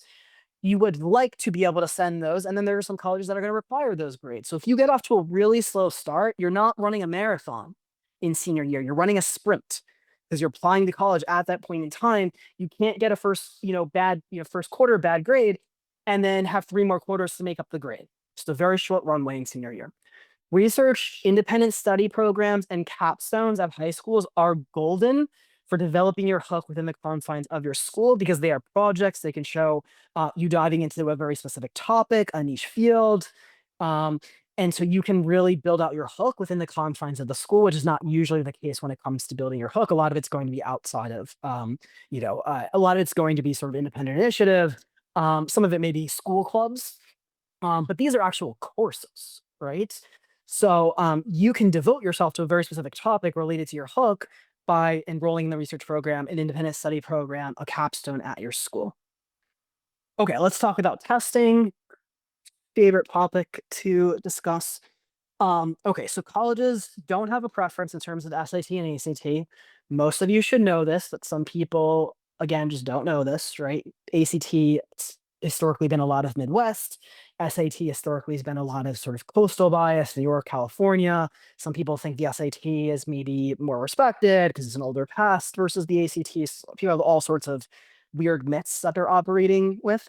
But colleges do not have a preference between the two exams. So you just take a practice SAT or an ACT, determine what the ideal exam is. I'm going to talk about the timeline for that in a second. Or you take a pre-ACT or a PSAT, you can substitute as well. There have been many changes, as you may be aware, to the SAT and the ACT since 2024. There are now digital versions of these tests. There is adaptive testing, where basically if you do better on earlier modules, it then feeds you harder questions as you go on. There's different sort of path dependencies and ceilings to your score. There's been a lot of changes. The ACT science now is optional. They have a paper, a digital. So a lot of changes since 2024 when we had the test optional, and they started losing a lot of market share. They started making these more user-friendly tests so they could get more students. They started making them shorter tests, so now they're 2 hours, because again, more user-friendly for the students. As of 2025, the time of this presentation, I would say between the SAT and the SAT is a bit more stable because the new SAT rolled out earlier than the new ACT, right? So every single time you roll out a new test, there's just going to be like kinks in the test. Everybody's sort of, the guinea pigs for the test. They're figuring a lot of stuff out. The earlier types of questions, they end up fading out after 2 years because they determined that they weren't predictive or there were flaws in the question types. So unfortunately, in the current though, the SAT and ACT are still these are still fairly alpha or beta versions of the test. But the SAT at least has like a year and a half leg up on the ACT, and that wasn't the case. The ACT was basically the same since 1989 until it just recently changed. So the ACT actually had a major advantage because it was the much more stable test, and you would have 90 past ACTs to practice with. But that now is not the case because it just changed more recently. So in terms of the two, tiebreaker probably goes to the SAT right now. They're just more and better practice materials for the SAT than there are for the ACT. But of course, there's a lot of contingencies. If a student has a way better ACT starting score than the SAT, obviously you have to take into account that context. You want to prepare by studying or doing tutoring, and then taking a lot of mock exams, real simulations in the testing environment. Students should aim to start their test prep, most students by about mid 10th grade for students aiming for top colleges. This isn't the late junior year timeline. If you're a student who's aiming for top colleges, you should be taking more advanced courses. You should be taking more advanced math courses. So you should be prepared to start test prep by the middle of 10th grade or so. Not, spring of 11th grade. This is not how it works anymore. It's not the timeline that this operates on anymore. ACT science is now optional. This is an awesome word. What does optional mean? Do I need to do it? Do I not need to do it? This is all the complexity now in issues like optional. We're test flexible. What the heck does that mean? What does that mean? Right? So what we recommend strategically for students who are taking the ACT is you should still take the science section. It could just be an extra data point and something that helps your application, particularly if you're a STEM student. But only report it. There's a difference between taking it on a test and reporting it through the colleges. There's two different things. You can take it, but not report the score, right? So report it only if it maintains or improves your overall score. So that would just determine in terms of in the Common App, like you get to choose, whether you put the ACD science in there, right? You get to choose the sections that you report. If you're sending official scores, they are going to see all of the subjects on each and every date, but you can send them certain dates. So generally, you'll want the science to be factored in if it at least maintains your overall composite score, but ideally, hopefully improves your composite score. And the reason for at least maintains is because we're talking about top colleges. So the ACD score we're talking about is gonna be like 34, 35, 36. And so if the ACD science at least maintains that, it's also going to be a 34, 35, 36. Students, in terms of the PSAT, can use their PSAT score, as I mentioned, to estimate their SAT score, as with the pre-ACT for the ACT, but don't wait until 11th grade, right? It's just too late. You want to ideally, I'll talk about doing school visits. You ideally want to be doing school visits halfway through 11th grade. And if you're just starting taking the SAT and the ACT, it's very hard to project what schools are in range because you just don't have enough data or sittings at that point, right? So just really not ideal. Junior year is really hard in terms of course rigor, keeping up your GPA in advanced courses. You're still building your resume. Get started early. Top scores, basically near perfect on the PSAT and the National Merit Scholarship Qualifying Test. That's the 11th grade PSAT, may qualify as National Merit semifinalists. And that is a mid-value award for top colleges. So if you get a top-notch PSAT score in 11th grade, you can get national merit semifinalists, and it's not anything crazy for top colleges, but it is a nice award to have. In terms of test optional, many top schools have gotten rid of their optional policies. Princeton is the most recent one, but a lot of the top colleges have gotten rid of the test optional from COVID, and they have returned to requiring the SAT and ACT. Even at test optional schools, as many of you know, it is submitting strong test scores is an advantage. And if you come from a higher SES, socioeconomic status, or if you go to a strong public or private high school, it is basically just expected. Again, you're being compared and juxtaposed against all the students at that particular high school in that particular community with those demographics. In terms of SAT and ACT scores, you want to aim for the 50 to 75th percentile of the school's range. So for the top colleges, you're basically talking about a near perfect SAT or ACT score. That's just what it is, right?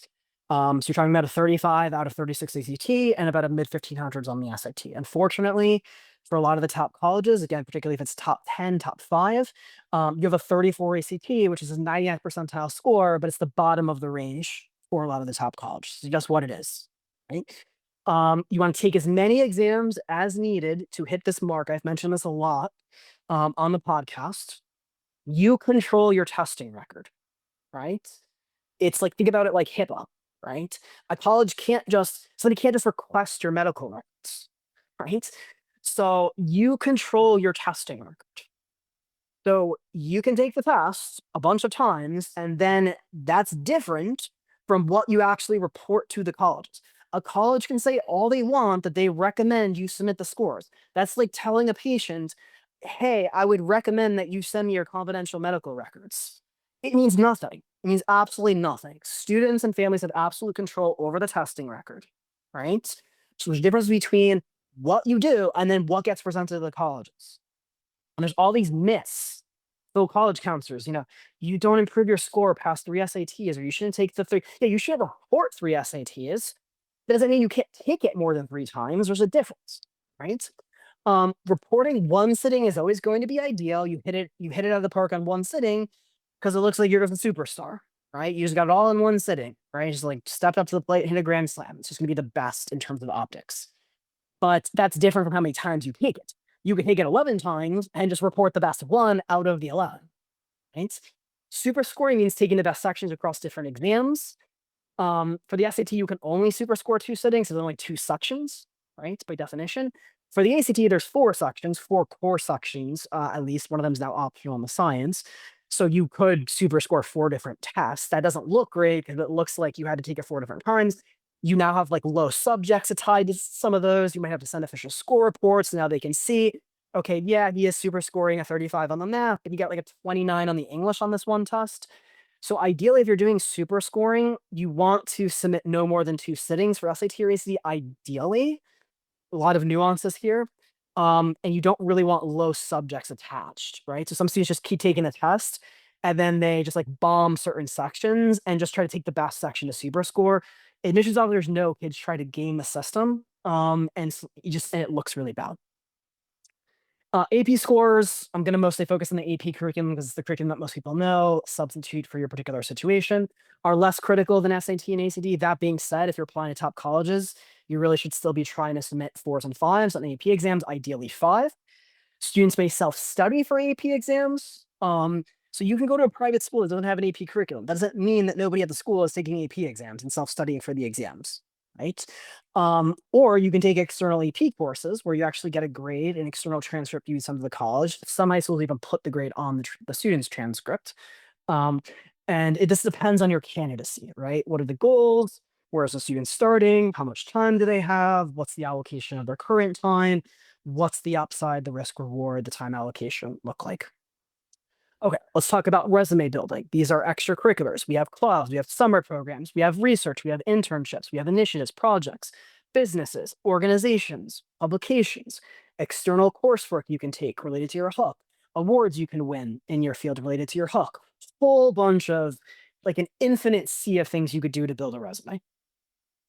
People focus too much, though, on broad categories and not on specifics. They say things like, do service, be a leader. What does this mean? What does this mean? Right? It's not just about leadership. Do you have relevant leadership? Is it relevant to your hook? You could be a captain of the varsity team. You're not a recruited athlete. That's not your hook. That's leadership, but it's diluted by the fact it's not relevant to what you're optimizing for. So summer programs, vastly overrated. Many of you will know I've done podcasts on this. A lot of people get marketed to death. They get these emails. Everybody gets the same emails, the flyers from all these third-party vendors who license the college's name. Oh, look, it says Stanford summer program, right? It must be, really prestigious and impressive. And oh, look, they only take 5% of students, right? So it must really mean something. A lot of it is just not good. These programs are basically watered down college courses for high schoolers. They could be very expensive, which may not matter to you, but probably what does matter to you if you're in that bucket is that it signals a lot of privilege, these programs. You sign up for the Wharton program, that's $12,000. The admissions hours at Wharton know it's a total joke, these programs. And again, it's just a third-party vendor licensing out the college's name. And they might borrow some adjunct faculty, from Wharton, and it's just a total money-making scheme. There are very few noteworthy summer programs that really stand out to admissions officers. You could be a club member, but that's not the same thing. It's like I do clubs, great, right? Are you a member or did you found the club and you have significant measurable impact? Great, you have an internship at your dad's hedge fund. It's like, tell me you're privileged without telling me you're privileged. It's not likable. It's also very low agency, right? It doesn't signal that the student is capable of securing their own opportunities, right? So I understand, I get it. There are parents, they're very successful. It's very rewarding to you as a parent to pass along those networks and those privileges, of that success to the next generation and your children. You need to resist that in some ways. Certainly, if it's going to be very clear to the colleges that you're doing it, is very clear at a lot of the top private schools and a lot of demographics across the country. It is very clear what goes on, right? So you need to be very careful about the optics. But just, they're not looking for students who inherit accomplishments, right? It's like something to be passed down like a wedding ring, right? They're looking for kids who can build their own identity, their own passions, their own accomplishments, which, by the way, in case we forgot, is what leads to pride. Resume building, some goals. 3 main factors I want to emphasize. Last year we had a huge slide. There was like 100 words on this slide. I cut it down a ton. 3 simple goals. Relevance to your hook when you're building your resume. Is this activity relevant? Depth. Do you have measurable impact, innovation, leadership in this activity that's relevant to your hook? Not just leadership in general, right?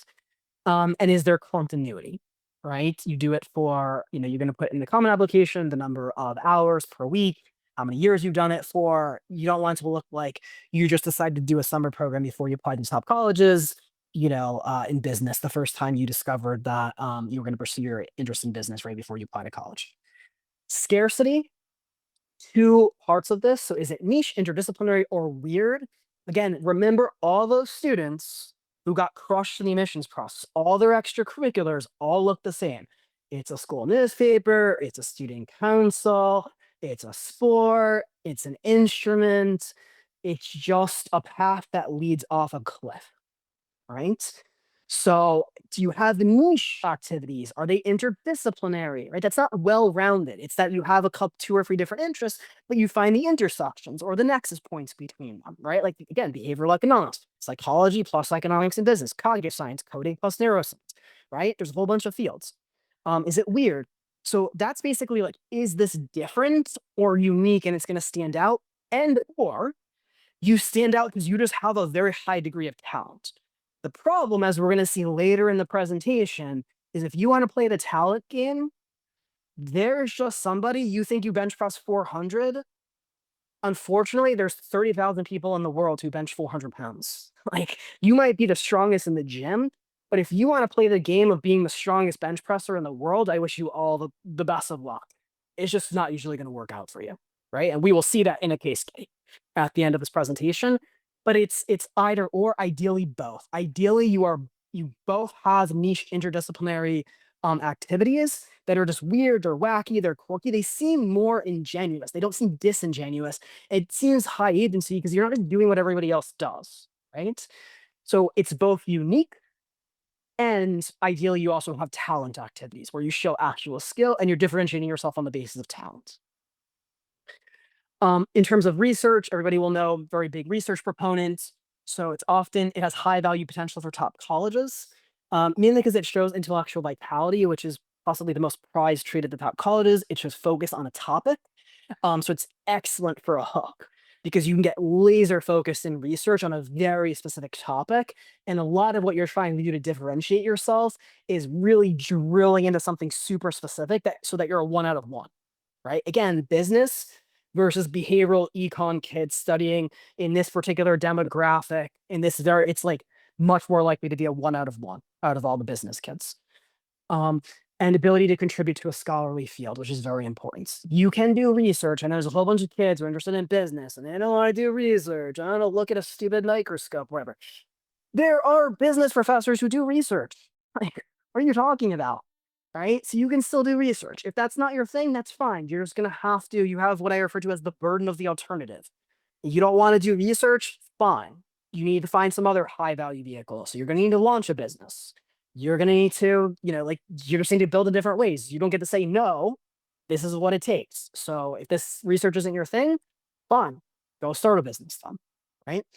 Ideally, there are students who just have research and they have business. They do research with a professor at a top college in business, studying consumer psychology in sustainable fashion or something, right? Some very niche field.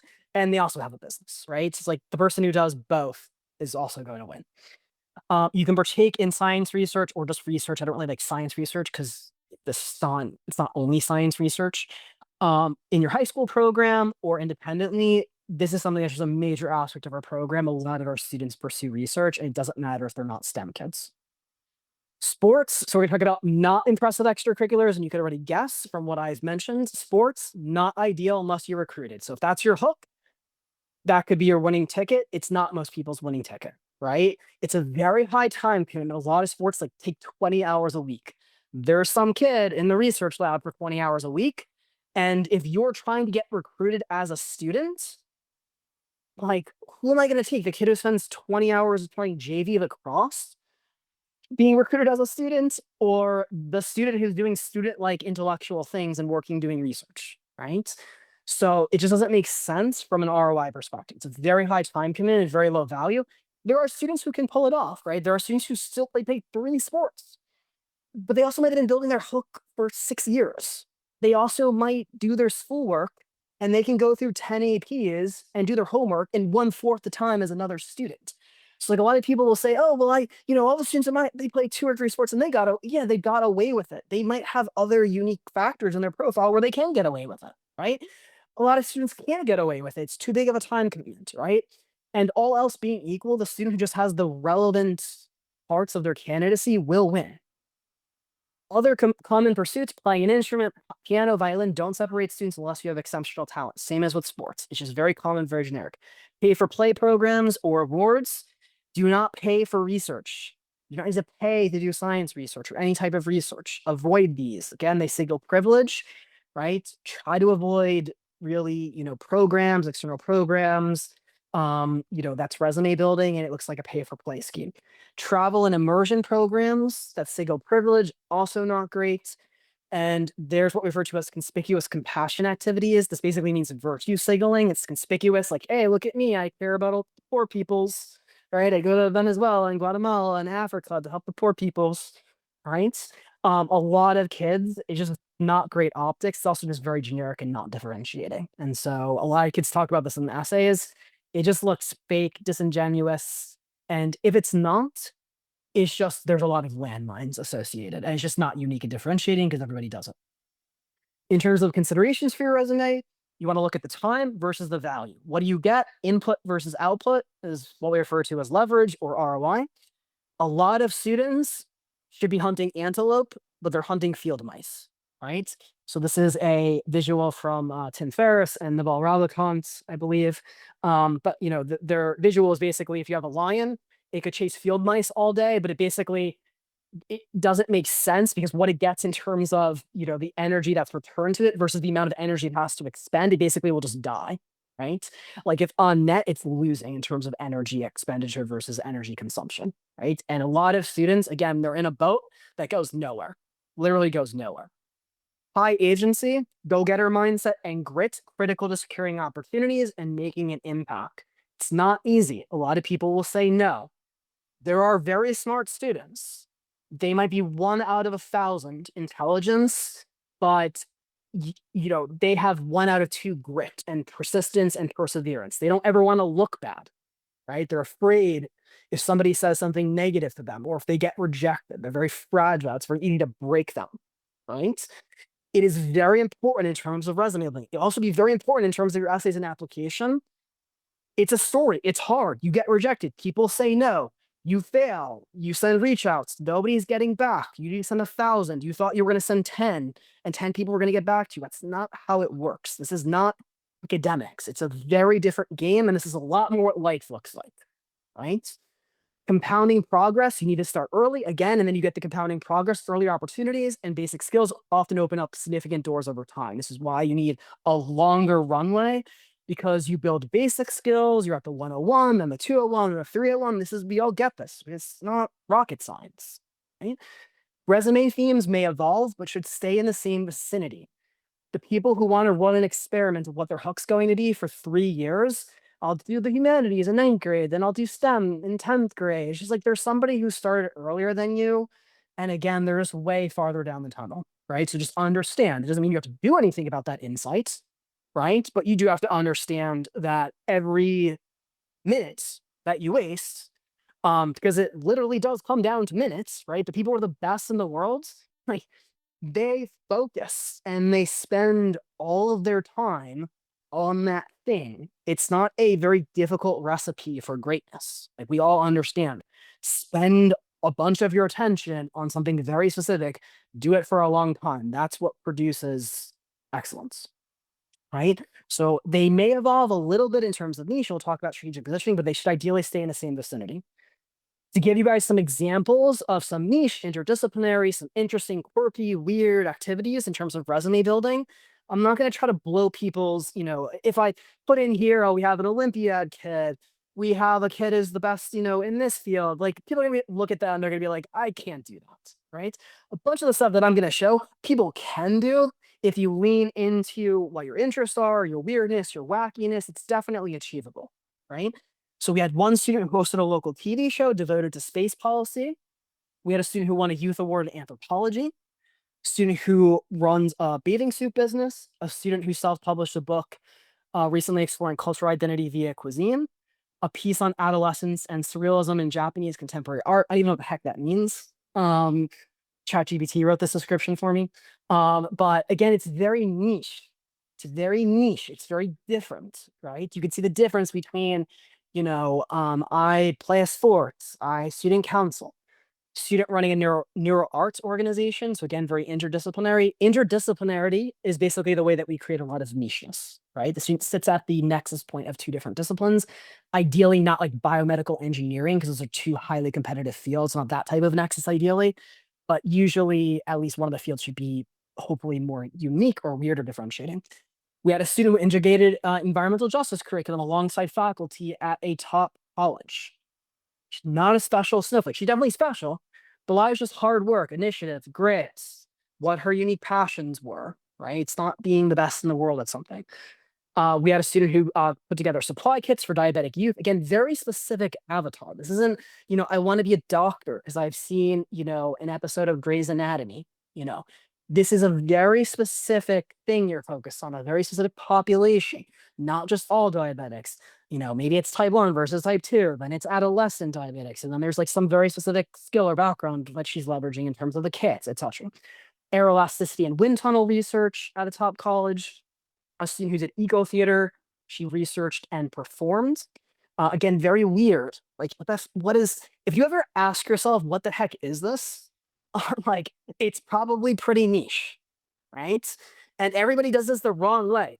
Everybody thinks that because, oh, business, engineering, computer science, all the things that is in front of everybody's eyes and has maximum availability bias is all the least differentiating stuff. A comic book on bioethics of genetic engineering. Think about how likable this kid is. She's writing comic books on bioethics. It's niche. This is, again, another med school kid. I want to be a doctor, because I want to help people. It's just very generic. It's very specific. It's fun, but it's also intellectual. It's also niche. A student who was editing submissions of professional philosophers for a philosophy journal. A student who was conducting off-season consumer behavior research to aid local business. Very likable, helping the little guy. It's very specific. Seasonality in business, consumer behavior research. Not, I want to do business because I want to work at Goldman Sachs and I'm good at numbers, right? Article on Taylor Swift's jet fuel emissions. So this girl really liked Taylor Swift. She also was for the environment. So I don't know what she did. I think she maybe wrote a piece maybe defending Taylor Swift's egregious jet fuel emissions. But again, it's fun, it's interesting, it's quirky, it's weird. It's great content also for the applications. Okay, school strategy. So in terms of visits, for school visits, as I mentioned earlier, they should ideally happen. Basically, you are trying to solve for two different constraints and they pull in opposite directions. So one constraint is you want the most amount of data so that you can best predict where the student is in range, in terms of what schools they're in range for. So you'd want the most amount of data.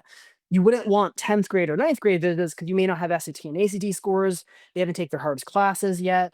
So that's why school visits earlier on are basically pointless, right? You want to allow for the most amount of candidacy data so you can best predict where they'll be in range, right? But then on the other hand, you also need to start ahead of doing your applications because you need to know your school list before you're applying early. So basically, the point at which you would start is the winter and spring at 11th grade because it allows for the most amount of data, but it still gives you enough time before the late spring, summer, and fall when you need to start your applications. For visits, you want to calibrate, or at least we do what you want, but we calibrate to the best and best fit schools for which the student is in range. Our students do not see schools where we very clearly can say, hey, this is just not in range for you because this will lead to very bad decision making down the line. The analogy that I use is like it's taking a student to a Ferrari dealership, but if you can't afford a Ferrari, or you don't like the gas mileage that it gets, or you don't want the kid driving a Ferrari because it's not a safe car, don't take them there. So then they fall in love, and then it's like now you need to get them to fall out of love with that, and it's just very hard, right? So we do this in a very specific, very calibrated way. We have a very good sense of what schools a student is in range for, and the process has guardrails around it. It's not people running around with their heads cut off, seeing schools that they're not in range for, etc.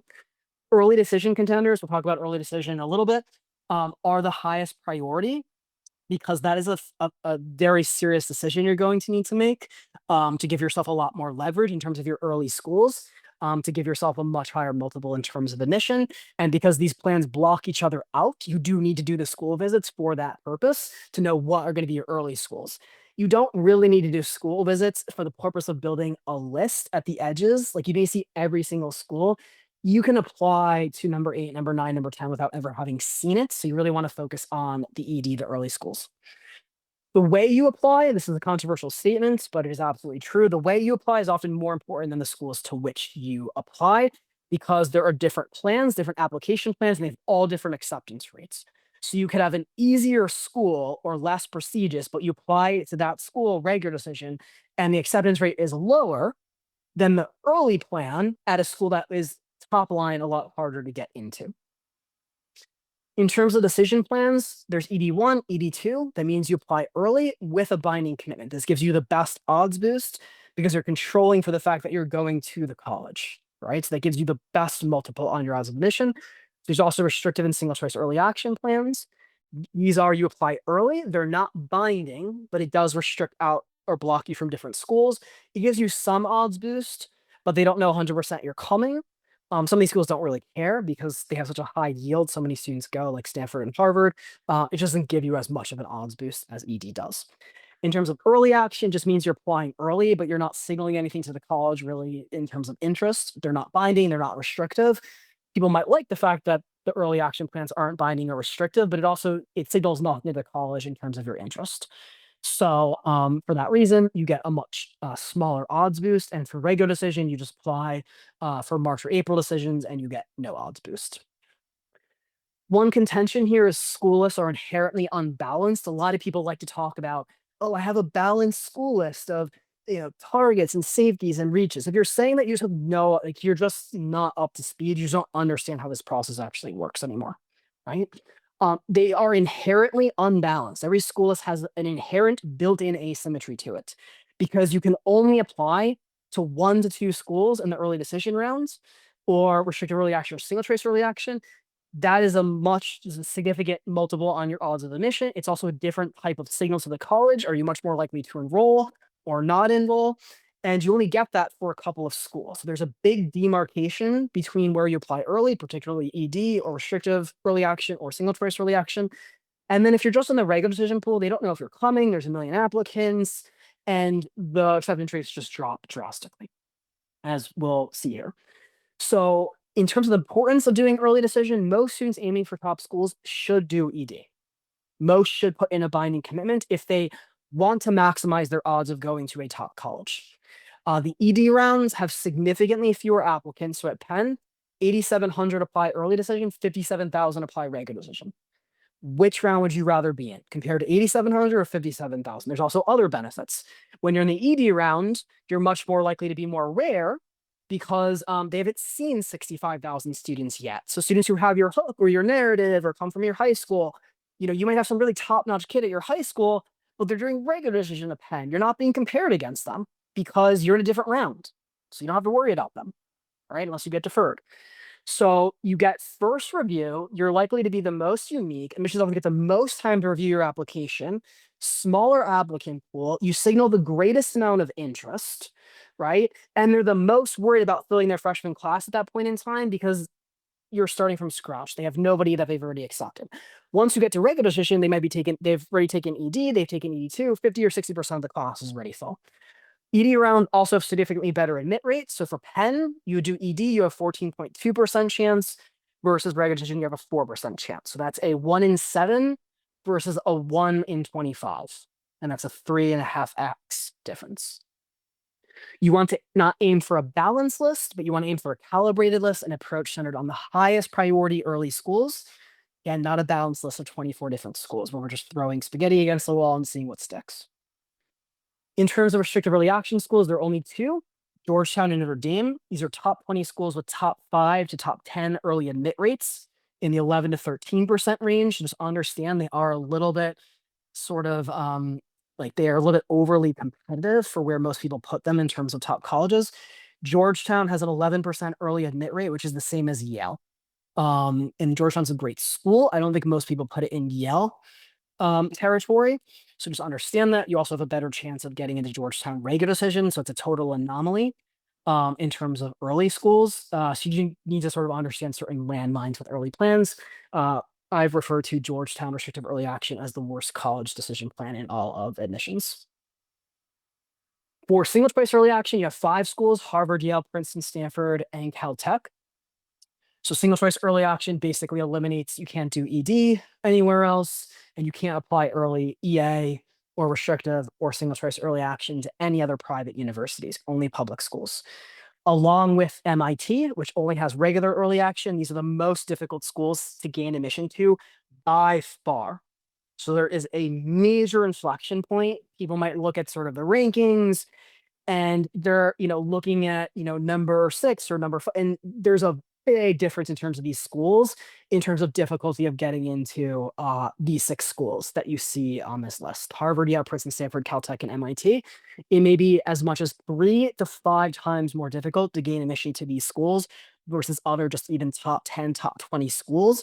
And so these set up very high stakes, potentially very risky situations where students doing single choice early action to one of these schools, it basically blocks out everything because these are the most restrictive plans. And if they don't get in, and they miss, as basically 93%, 90% of students do, even higher if you don't have any, if you're not an athlete, you're not a legacy, etc. 93%, 90% of those students pay a very significant opportunity cost because now the regular decision at Penn, the regular decision at Brown, and those rates have plummeted to the ground. And as I just said, overreaching and missing on EDs or restrictive early actions, single choice early actions can have drastic consequences as admit rates plummet at your alternatives without early decision, right? So you only get one shot at ED to Penn. You only get one shot at ED to Brown. If you don't take advantage of it, you're now in the regular decision pool. So now you're looking at 3% versus 18%, or 4% versus 18% if you're talking about Brown. Even if a student had 15 top colleges on their list in the regular decision rounds, a pretty safe in the vicinity mathematical estimate here, the average applicant would miss on all of them about 70% of the time. I'm going to go really deep into the math. There's a lot of assumptions. There's a lot of contingencies and more nuanced math here. If you looked at them as all independent probability events and you said these are schools with about a 5% RD acceptance rate, you would have a 45% chance of getting into at least one of them. But the problem is they're not independent events because you're competing against the same applicants and the same applicant pools, and you have much of the same application in common across the different schools. So if you got a negative decision at one school, it is more predictive you also get negative decisions at the other schools. So 45%, if they were just absolutely independent, moves up a lot more to probably something like 60, 70%. You would just miss on all of them, right? Now, maybe you would go to some much worse college, safety or target. But if you do want to go to a top college, just understand you adding a ton of top colleges to your list and applying to 24 schools, you still have a very high chance of potentially missing on all of them or a bunch of them and going to your number 8, your number 9, 12, etc. In terms of other traps to avoid, schools aim to decrease their admit rates while increasing their yield. That's the percentage of students from those that they accept who actually enroll. So schools' EA and regular decision plans, these are not binding, so they don't know that you're coming. They draw many applicants because they are non-binding and non-restrictive. There's no guardrails around them. And so a lot of people look at that and they're like, oh, that's great. Like there's nothing binding. I'm not tied in. The problem is there's no barriers to entry. So everybody does the same thing. So these plans just really essentially help the school to lower their overall admit rate by just denying a bunch of many non-committed applicants. So you're putting in a regular decision application at a lot of these schools simply helps them. You're just not super committed. And it just helps them to lower the admit rate. They just have no idea, are you coming? The pools now they're 70, 60, 70, 100, 150,000 at the UCs, etc. In terms of traps to avoid, yielding, this phenomenon is basically rejecting overqualified but undercommitted applicants. So there's not a direct linear correlation between merits and you being accepted. It actually potentially goes down. The more impressive you are at some point, relative to a certain college, they may just perceive you as very unlikely to enroll. It's like if you were recruiting and you have somebody who's like extremely overqualified for the position, you might worry that they're just gonna there's gonna be attrition there because they're too overqualified, right? So that does happen where students who are just overqualified do just get rejected. And this is the problem with safeties and targets, this notion, because a safety or target may not be safe at all. You may just be way too, again, competitive. They don't know if you're coming and they just reject you. There are what we refer to as shell plans. Tulane regular decision, this is not a highly selective institution. ED is 50, 60%. But if you do regular decision, 2.5% chance, right? So is that really a safety school, right? Northeastern early action for the Boston campus. They have all different campuses. I think they just launched one in Siberia. I'm kidding. But for the Boston campus, the one that generally people want to go to if they're applying Northeastern, for early action, it's 5% to get in, right? Not for ED. ED, you get 30, maybe 40%, probably around 30% for some of those rounds. But if you're doing early action, again, you're not committed. It's just used to reject a lot of students. There are also bait and switch plans. So for Chicago early action, what they're going to use that as basically a funnel to upsell you into ED2. So they just use it. They basically just defer a whole bunch of people. They reject people who have no chance. Then they defer a certain subsegment. And then they say, hey, do you want to do early decision two and actually commit to Chicago? And so they kind of use it as an upsell. It's not really a plan to be taken seriously. And so you may not know that. You're just applying to Chicago and you're like, hey, they have this early action plan. I don't want to do ED to Chicago. It's just like, you're not getting in. You're not getting in. In terms of old categories, these traditional categories, as I mentioned, such as target and safety, are now very flawed for the reasons I've articulated. If you are a highly competitive applicant applying to NYU for ED1, and obviously this takes expertise and experience to know what highly competitive for NYU means, but you almost certainly get in. If you do ED, you're binding, and you're a very competitive student, you'll likely get in. That same student, if you move them to the regular decision round, there might literally be nothing they can do. And in fact, the more impressive their candidacy, the more damage they're actually potentially doing to their odds of getting into NYU, right? Just think about that for a second, right?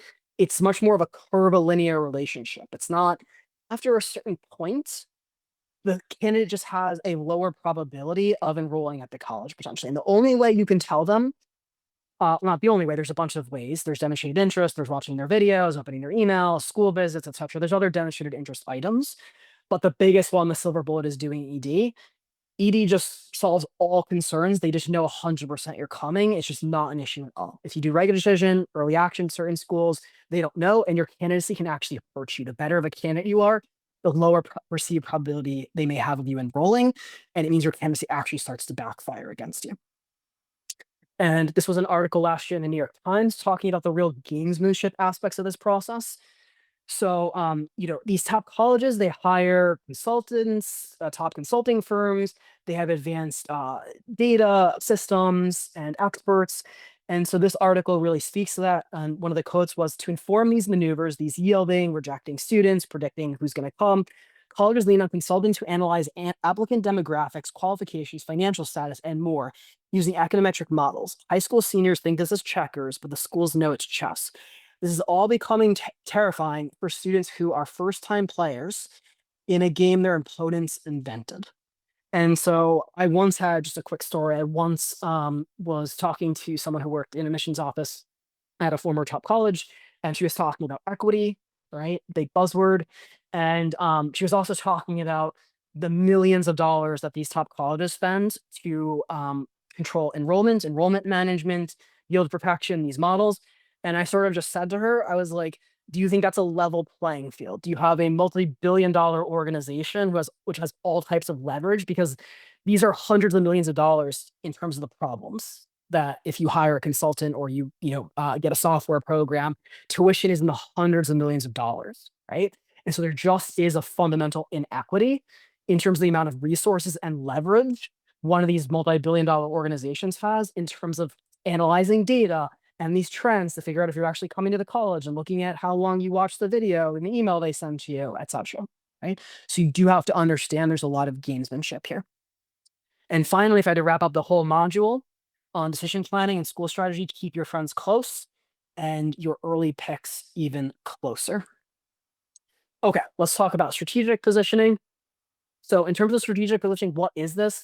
It's the final way that students present their hook to colleges, right? So you have the early hook building process, but it's going to evolve over time. And this is the final presentation in the actual application. So it affects every application component. the majors that you list that make sense of your hook in your application, your essays, your activities list, your honors list, even the recommenders that you choose. Before this point, you want to re-audit your candidacy, look at your activities, your honors, mostly, and then to a lesser extent, your grades, courses, and scores, because they should just be top notch anyway.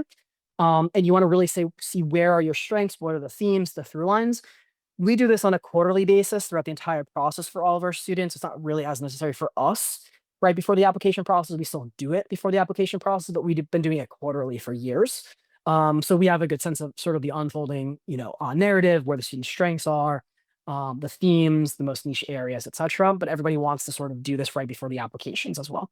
Demographics you really need to pay attention to: male, female, race, ethnicity. These do determine college outcomes. There are certain colleges that have a disproportionate number of female applicants. It's much harder to get into the college than it would be for male applicants, and also for certain majors. You want to identify the themes and strengths, and then your positioning should be supported by evidence. You can't just put majors in the application that you haven't built a resume for over many years, right? Thomas Khalil, friend of our company, former director of admissions at Wharton, he calls that major shopping, where you just kind of like try to pick undersubscribed majors. That's not going to work unless you've been building a candidacy in those areas for years. In terms of schools and competition, we then evaluate a student's colleges. Where are they specifically applying? What do they offer? What are the majors? What are the programs? What are the extracurriculars look like? What are the strengths of those colleges, right? Are they very strong in the field that the student is very strong in? That's not as good of an arbitrage opportunity as it would be if you're very strong in an area that the school is institutionally weaker at. And then you want to look at the applicant pools. If you're going to do computer science positioning at Stanford, it's extremely competitive and difficult because Stanford is predominantly known as a STEM institution. It's very well known for computer science. You have the Silicon Valley. It's very competitive and difficult. That applicant pool is going to be the absolute best in that field. You're going to be a lot closer to a commodity applicant. And again, we'll see what happens. We'll have a case study here at the end of the presentation. It's just also unnecessary. You don't need to declare your major at Stanford until the end of your sophomore year, right? So you telling them you want to be another CS kid just doesn't do yourself any favors. That being said, you would have to have built a candidacy along the way that even if you were CS, you at least have other interesting interdisciplinary themes and you have some strategic positioning flexibility versus just totally pigeonholing yourself in CS and seeing this car accident at the end of the line. You can literally see it in slow motion about to happen. So you do need to take earlier actions for multiple years. So you do have some strategic positioning flexibility. If you just pigeon yourself into CS, you're headed for a major strategic nightmare. So in terms of, you can sort of see this just illustrated here, the number of computer science majors at Stanford. That's the biggest graph here, 745. So you can just see that's why it's going to be super competitive, that positioning strategy. In terms of competitive areas, the most competitive are usually going to be pre-professional and STEM related: engineering, computer science, pre-med, pre-law, and business. In some cases, those areas, business, not pre-med, not pre-law, but business, engineering, they may have separate schools at the university. So you have Wharton for Penn, which is business. You have Dyson at Cornell, which is business. You have Pratt at Duke, which is engineering. And so it may be a different school and it may have a different admissions committee. For students who don't need to be directly admitted, however, they are typically best off not positioning themselves as just another business, pre-med, or CS applicant. So there are a lot of colleges that do just have a broad liberal arts curriculum, even the top research universities, and they don't have a business program. There is no undergraduate business school, right? Stanford, Harvard, a whole bunch of the top colleges, there is no undergraduate business school, right? And so you just going into the crosshairs of all the competition, saying you want to be another business kid, it makes no sense from an upside perspective because there is no business. Like there is no business offering, right? Or it's a watered down, it's like a certificate, or it's, you take some classes in the business school, but like very few. So you just have to understand the risk reward there. Pre-med, you're not applying to medical school unless you're doing a BS MD program. So again, not a lot of upside, and you're just going to label yourself as just another pre-med applicant. And if you're a CS applicant, there's a lot of strategic positioning considerations. But you have to be very careful of these extremely competitive popular areas. A quick strategic positioning example just like gives some actual meat here. For a female who's interested in computer science with a 1580 SAT, right? I'm just going to use a couple of variables here to keep it very simple. She would strategically, in terms of odds of admission, be best off positioning for Pratt, which is the engineering school at Duke, not Trinity, which is the College of Arts and Sciences. And the reason for that is she's a female, so she's underrepresented in engineering. So for computer science, it can sit in the engineering school, it can sit in the main arts and sciences and be, a little bit maybe less rigorous in terms of STEM or engineering perspective. And so you have to understand what you're dealing with. Then you could have CS at certain schools like MIT and Stanford, where there is no separate school per se. You're just applying for all of the majors. There's one committee evaluating for all of the majors. So CS is one where there's a lot of different situations, but she would be underrepresented in engineering. So instead of doing CS in Trinity, she could apply for CS in Pratt. In engineering, she would be underrepresented in institutional priority. And Pratt and a lot of engineering faculty also tend to put a lot higher emphasis on scores. She'd get a lot more leverage out of that 1580 SAT than she would applying to Trinity, right? So just from a strategic perspective, she have a much better chance, or I would say a non-trivially better chance of getting into Pratt if she wanted to go to Duke. And then it's no problem. You can easily switch once you get in, particularly going engineering to arts and sciences. Now, a student is often not committed to their intended majors at a lot of these colleges. It depends on the program. But for most of the top colleges and a lot of fields, students are very often not committed. So it is typically best, again, it will depend on the particular situation, but it will typically be best to think strategically and pick the majors that spotlight the strengths, uniqueness, and also increase your odds. So the strengths, uniqueness of the student, their profile, and increase your odds to give them the best chance of even getting into the school in the first place. Because a lot of cases they can just declare. And so you get a kid who's going to be pre-med, they don't even know if they're going to be a doctor. They may take organic chemistry when they get to the school and hate it. And most kids just drop off the pre-med track. But if you told them you were going to be a doctor, you just lump yourself in with a whole bunch of other kids for no reason, right? And so you incur this big cost for no upside. You end up at a way worse college, and you're not even going to end up being a doctor anyway. A bunch of kids aren't even going to end up being a doctor anyway, right? So it's understanding the risk reward. In a lot of cases, you can change the majors. So why not pick the ones in your application that just best align? They put the most amount of spotlight on what you're really good at and what is most unique about you and differentiating, and they help you get into the college. In terms of building that uniqueness, that's exactly what we do with our students. We take their most compelling strengths and interests and present them in a way that stands out, as I just mentioned, versus blends in. This often entails finding interesting intersections or less well-known majors and themes. So for example, social entrepreneurship instead of business, cognitive science instead of neuroscience or computer science, aerospace engineering plus history. We had a student, he's also very demographically overrepresented in engineering, and he was a male. So we brought in, he loved history. And he loved the intersection of history with engineering and policy, space policy. We had a student who, again, the NeuroArts organization, psychology and theater, these are much better, they're much better positioning strategies. They're more compelling, they're more unique students. And this was a graph or a little picture that we have just to easily visualize this. You see there's all the cars, all the people applying for finance or business. Then you have fewer that are, interested in sustainability. It's still a lot nowadays. This is a very hot area. And then you have like the one kid who's driving off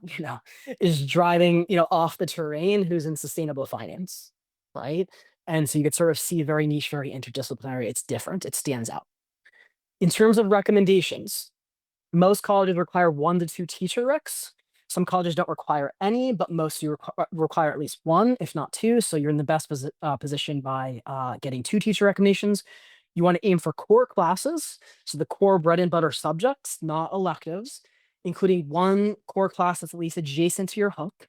And you want it to be from 11th grade and later. So it needs to be from 11th grade because 12th grade teachers haven't taught you. If that's the first time they're teaching you, they haven't taught you for long enough to provide a really good letter. So 11th grade, they could have taught you in 9th and 10th as well. They might be teaching you in 12th grade as well, but 11th grade is where you're taking the most rigorous core classes. You want them to be from 11th grade, at least teach you at least 11th grade.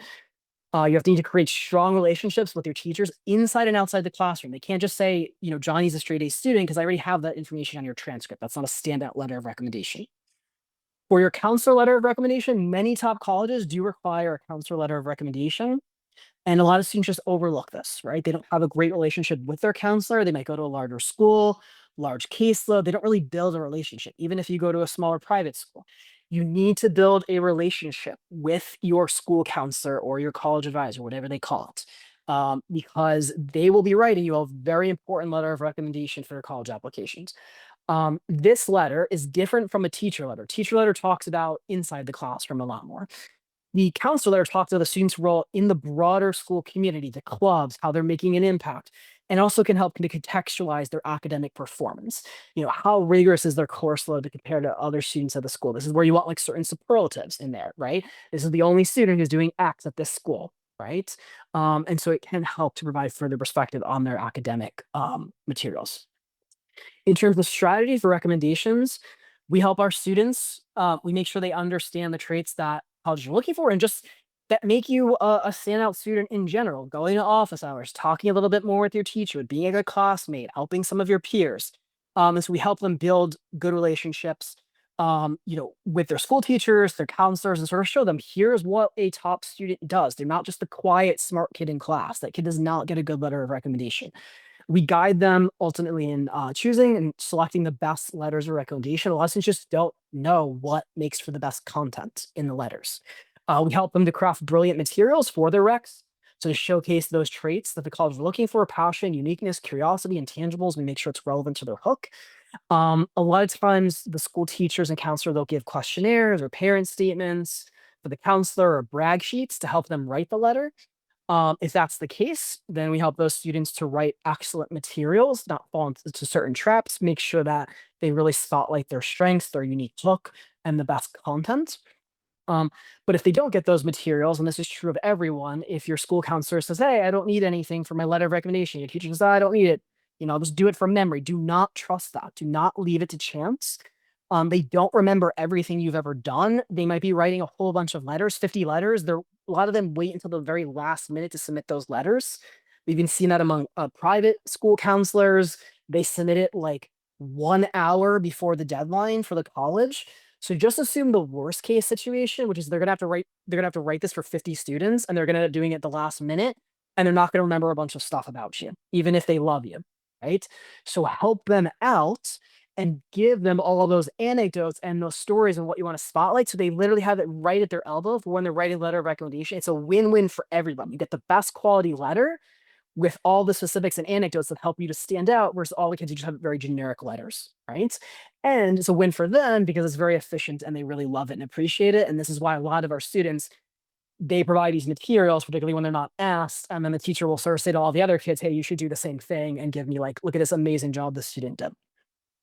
And again, leave nothing to chance. Do not rely on people who might be waiting until the last minute. They don't remember, etc. They're just human beings. In terms of supplementary recs, students can submit supplementary recs from club advisors or research mentors or anything that's a supplementary capacity. It's strongly suggested students only do so if there's new and compelling information that would be provided. So there's a high bar because these are not really core recommendation letters. And particularly, they should really ideally also be relevant to your hook if you're including them in your application. Okay. Last module here in terms of building your case for mission. So we're going to talk about application work, the final late stage essays and whatnot. So many of you might have come across this news story. So this is a Long Island, New York teen. He had a 4.0 GPA, 34 ACT score, 99th percentile. He built the viral Cal AI app, which basically you like take a picture of your meals and the AI basically processes the calories. I believe it does $30 million a year in annual recurring revenue, and he was rejected by 15 top universities. Rumor has it he also created an app to count his college rejections, but it's kept crashing from overload.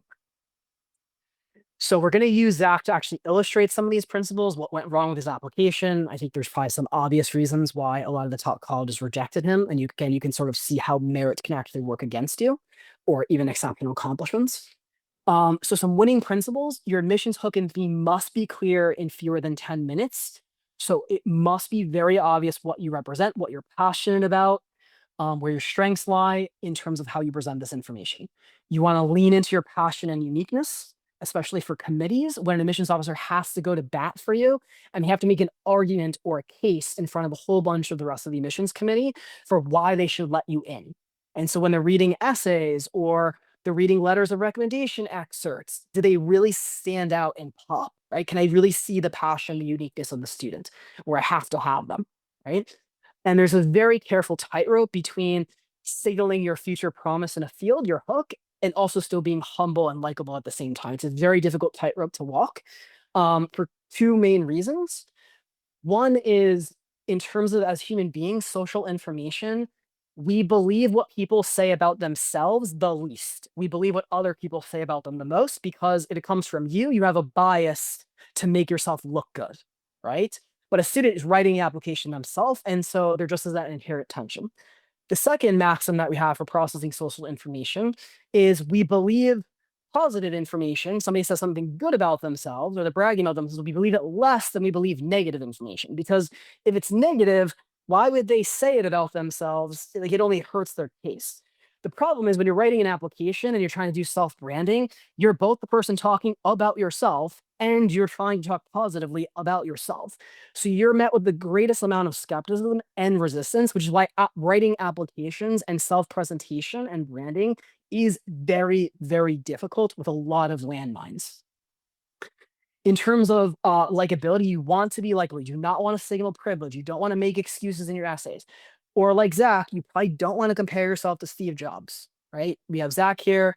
He's showing up in the Lambo 30 minutes late to his class at U Miami, looking as likable and root worthy as ever here.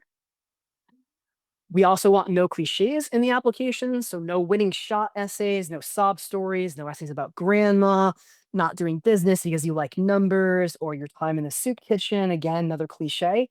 Don't write like Zach did here with one of his final lines in his essay. We are all individuals, but we are also part of something larger, right? Just a generic cliche. Your personal essay, your Common App personal essay, this is the cover letter for your application. This is the essay that makes sense of the rest of the information, right? It's the main spotlight for your hook. If you just go and write a personality piece, a lot of people see personal. And so they just write out these personality gimmicks and these fun, cutesy essays, or I like Harry Potter, or let me tell you about a night with my friends, or something that's just a pure personality piece because they see the word personal essay, right? This needs to be, it should have a personal component, but it should be a personalized insight into your hook. So it needs to spotlight what your interest is, but it should be a personal insight, right? I should see you having fun with that area, the origin story of that interest, how that passion came to develop, or some key story along the way in building that passion. So it's not that it should be devoid of personal elements. It definitely needs to have personal elements, but it also needs to have the relevant academic and intellectual components as well. Now, some excellent examples from our students who've been admitted to top colleges in terms of personal essays. One was how family tragedy in a student's family inspired them to conduct PTSD research, very specifically in females. Again, very niche, hyper specific. It's got the personal side, the personal motivation for the origin story of the intellectual side. How a local press conference on pothole legislation. It's like very weird and different. It's a good story. It's got like a nice scene. He's like at the, the side of a road. The mayor is talking about this. Like it's a really vivid scene. It's cool. It's different. And how that inspired his passion for politics. How learning to listen to her customers helped a young entrepreneur create a successful business. So this is a very sort of funny, she's like a very consummate talker. And so she had to learn to shut up and listen and solicit feedback to really help her run, a successful business. And so it's going to get the personal development side, but it also has the intellectual and the academic side as well with her successful business. In terms of school specific essays, the most common by far, why do you want to go to this school? And why do you want to study this major or this field or these majors or these fields that you're listing? Um, those school essays are used to further highlight your hook. Again, what is your passion? And what it would look like, but very specifically at the college. So a good analogy again would be just, if you're doing a job interview, what does your skill set, what does it actually look like in the company, in the day-to-day job, right? Hook relevant courses, professors, research, activities, internships, whoever is relevant or whatever opportunities are relevant that institution you want to talk about in these school specific essays. So it's again, it's a matchmaking process here. It's showing how you're bringing your hook and how it will manifest in at the school, both inside the classroom and outside the classroom. In terms of your activities and honors list, you want to detail activities and awards that are relevant to your admissions hook. So many of you, so you want to place relevant activities towards the top and make the descriptions as relevant to your hook as possible. So many of you may have heard this on the podcast, where we'll actually take a maybe less impressive from an overall perspective award, but put it higher in a student's honor section or their activities, because we want admissions officers to see it first.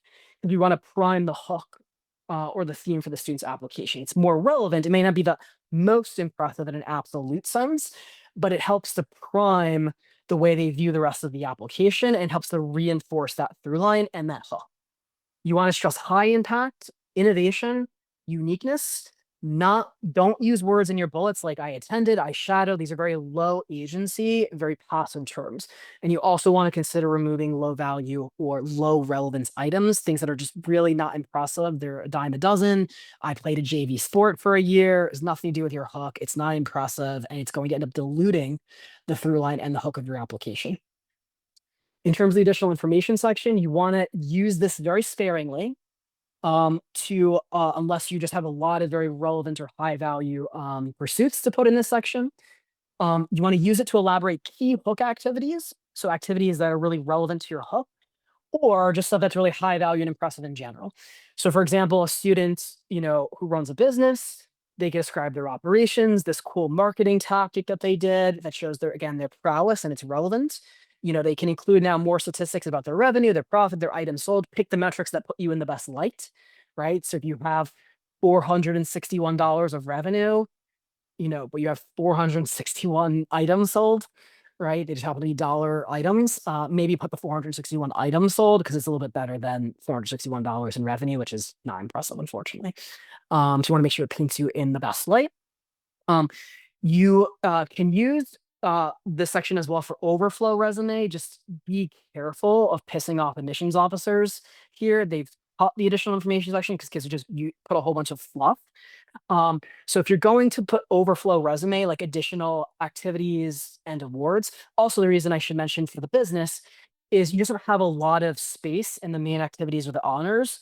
So if you have a really impressive high value opportunity, particularly one relevant to your hook, and you need like 2 paragraphs to describe or put all the metrics, you can't do that in activities and honors. It's too short. That's why you need to do like overflow of that activity and do a longer exposition and additional information section. And then again, if you have additional activities or awards that don't fit in the main sections, you could put them in, but you need to look at the relevance of the hook, the overall value, etc. Just start throwing things into that section and pissing the admissions officers off. And then organizationally, so just to give a quick example, we had a student this past cycle. She had a patent pending and she had a peer-reviewed science publication. These are just like one-line items, but they pack a lot of value. And so they're just one line. And so the value to space ratio is very high and very positive. So I would not try to lose something like a patent pending or a peer-reviewed science publication, which is impressive for a high schooler. You don't want to put that in the middle of the additional information section. They may zone out, they may not read everything, particularly if you're describing a business, it's got like big paragraphs.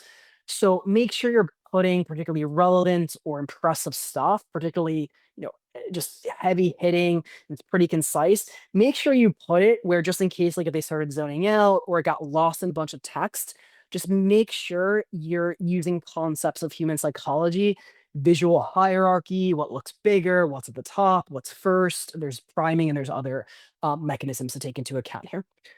Okay, this is we're getting very close to the end. We probably have about 10 minutes left here, maybe 5 to 10 minutes. So we're going to talk about the special case of Asian and Indian students and elite admissions. And this is still relevant to basically everyone in terms of what I'm going to talk about in terms of strategic positioning, how applicants are viewed and judged. The case study, the final case study I'm going to do is relevant to everybody. But I would say Asian Indian students, they're just a little bit more of an extreme version of some of these concepts. And they do, unfortunately, do have a bit of a higher bar for admissions because they are a more overrepresented minority at a lot of the top colleges, and they're also overrepresented in a bunch of very particular fields, particularly STEM, engineering, and pre-professional fields. And so I'm going to dive into this as a little bit of a special case. For those who are wondering about a post-affirmative action, the Supreme Court ruling, there's no checkbox anymore. But a lot of it was never just about a checkbox. A lot of it is you can tell a student's race or ethnicity from the parent names. There's a lot of immigrant parents. You can see their colleges just very clearly in the application. You can tell a student will have cultural activities sometimes. You can easily tell their race and ethnicity. There's now an essay workaround that a lot of the colleges have because they're still looking for diversity, where they do a community essay, and this is very common at the top colleges. And so the student has to talk about sort of a part of their identity, and it could be race or ethnicity or something else. And it's sort of a way of the student talking about that and sharing it. So this is still very much a prominent part of admissions, even post affirmative action. And so there is an unfortunate history here for Asian Indian students. This was a news article. Asians with very familiar profiles, how Princeton's admissions officers talk about race. And they just highlighted in a lot of the application reviews and the files a high degree of association with Asian stereotypes and bias in the admissions process. We do know from the lawsuits against Harvard and the affirmative action cases that Harvard did rate Asian American applicants much lower on a lot of the more subjective codes of the application, including personality traits. We know there's a study by Princeton University in 2009 that reported that those who identified as Asian had to score 140 points higher on the SAT versus white students, and 450 points higher than Black students that had the same chance of admission to private colleges. And another article here about Indian discrimination in Ivy League admission. And this is also particularly talking about the perception of Indian students as sort of pre-med and doctors and, the Indian male who does computer science, etc. So there are biases and discrimination that do need to be fought still among Asian Indian students. We do know from a lot of the court cases, what leaked historically, that they were generally given lower ratings, as I mentioned, on subjective, personal, self-presentation, intellectual vitality scores. There were stereotypes that would abound as being more docile, conformist, unwilling to rock the boat.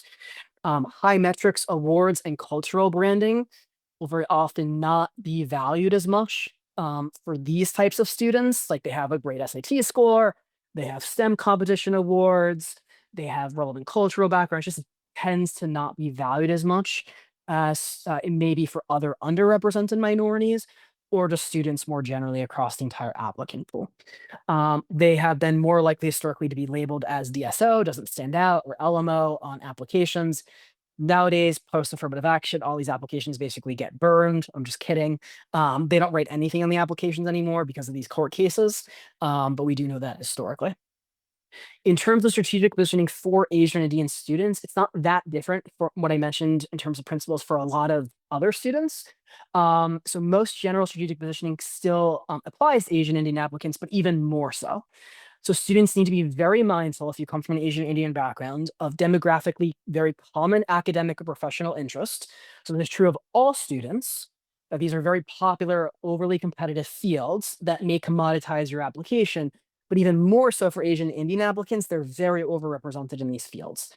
Our students particularly never position as pre-med, particularly if they're Asian Indian backgrounds, because it's just not necessary. Not applying to medical school, there's no question to ask you, career interests you don't have to, answer, or you can put something else. There's no essay that asks you, do you want to be a doctor? So it's just not necessary. And you don't know 100% anyway. As I mentioned, a lot of students think that they want to be pre-med, and most of them don't end up actually being doctors. So they instead, if they're interested in health-related themes, and that's where we built their candidacy around, like the girl who built, was working with diabetics and, was working sort of, sort of like adolescent public health themes. These are a little bit more niche, interdisciplinary, focused around a specific avatar. It's not just another student who wants to be a doctor. And she's not just putting in the application, I just want to be a doctor, right? It's still health related. We're still putting that positioning because that's the resume we built. But we're just not labeling it under this very common cliche, oh, I just want to be a doctor, I want to help people, etc. And these students particularly need to combat biases as mainly STEM interested Asian Indian students by bringing humanities fields or other niches and intersections strategically. Some other considerations, you want to beware of stereotypical activities, right? The Chinese girl who plays the violin, the Indian female tennis player, especially those that are just these activities don't stand out, as I've already mentioned in general.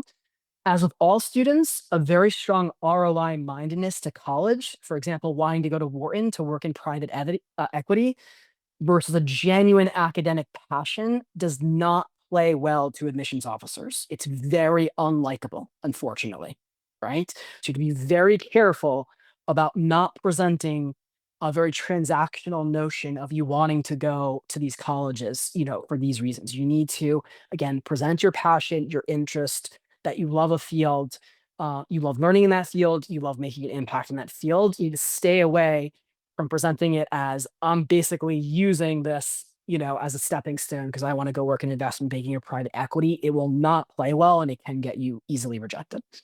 Um, and again, true for all students. High agency versus quiet smart kid. Again, true for everyone. Just a little bit more of a stereotype of Asian students historically. But any quiet smart kid, they don't necessarily get the best letters of recommendation from their teachers or their counselor.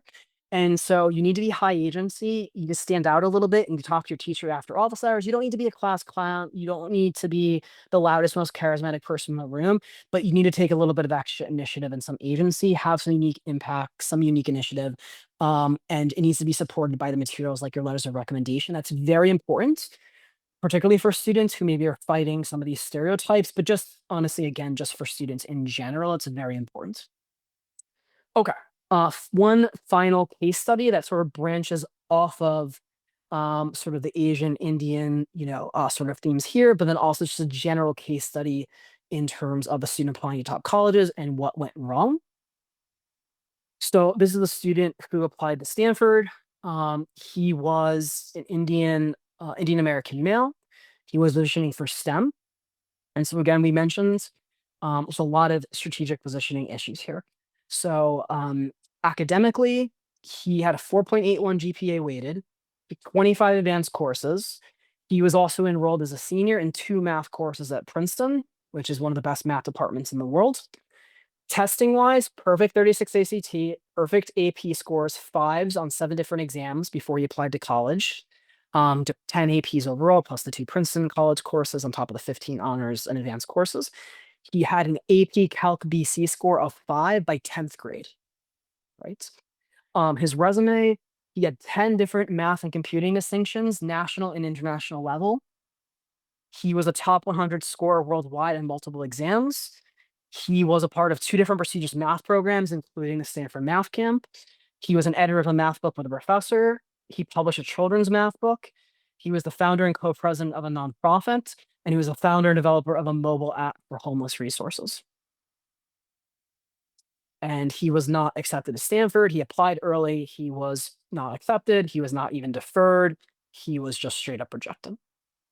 So what went wrong with this profile? So first of all, strategic positioning, just a lot of liabilities. Don't have to listen to what I'm saying, but you have to understand that these are big considerations and they can hurt your candidacy for better or for worse. So he was an Indian Asian applying for STEM, very overrepresented at Stanford, very overrepresented in terms of STEM interests. He was a male in STEM, again, very overrepresented. Um, his his strength as a candidate in STEM was exactly positioned against what Stanford is the best at, and they have no shortage of national level, international level applicants. So Stanford's not looking at him and saying, I can't get other students like this in the applicant pool, particularly during the regular decision round. That's not what they're saying, because they have an abundance of those types of students, because those types of students all gravitate towards Stanford, right? And so there is this interesting paradox of students tend to apply to the schools that are the best in their fields because those are the schools that are the highest value to them. But the problem is they lose the greatest amount of leverage over those schools because everybody else in their field is doing the exact same thing, right? And so we've talked about this as the student who does political science at Georgetown or political economy or policy, right? You're looking to the schools that are the best in that field of the major, but in so doing, you're drastically weakening your strategic positioning and your leverage against that school because everybody else in your field is doing the exact same thing. And so those pools are all really deep in that very specific hook, right? So his strength was exactly Stanford's strength and the strength of the applicant pool, which means you're just going strength on strength. Application, Stanford particularly, but a lot of top colleges, they want compelling applicants, not just competitive, not just the stats and the awards and the numbers. They want compelling. This is particularly a charge in the Stanford admissions office to find the most compelling applicants, not just the ones who look the best on paper, right? He did not have a super compelling, really unique, really differentiated profile, nor did he present it very well in the application. His application had a lot of cliches. It was a lot of virtue signaling, conspicuous compassion. The mobile app is very, cliche and generic for a CS kid. The homeless. It was filled with cliches, right? His parents had STEM backgrounds. So I've mentioned this before on the podcast. It looks like he has an unfair advantage in STEM, right? He didn't need to put that in the application, right? But he did. And so as an admissions officer, we can just draw a line and say, oh, this is a kid who might have been groomed for all the STEM competitions, like many students, by their STEM parents over many years, right?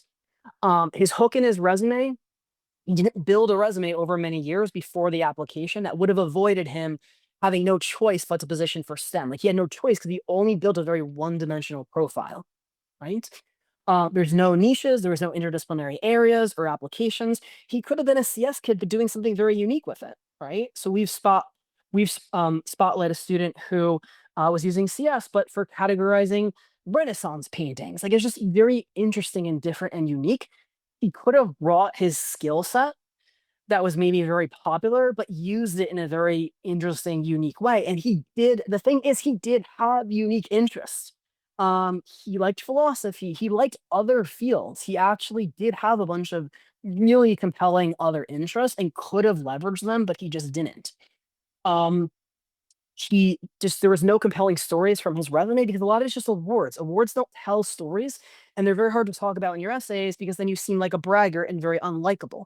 So for students who just have a lot of awards but not, really interesting activities, it creates a positioning liability for a lot of your application, your essays. It just makes you look again, just like the logical kid. Just I'm trying to throw facts at you, right? I won this competition.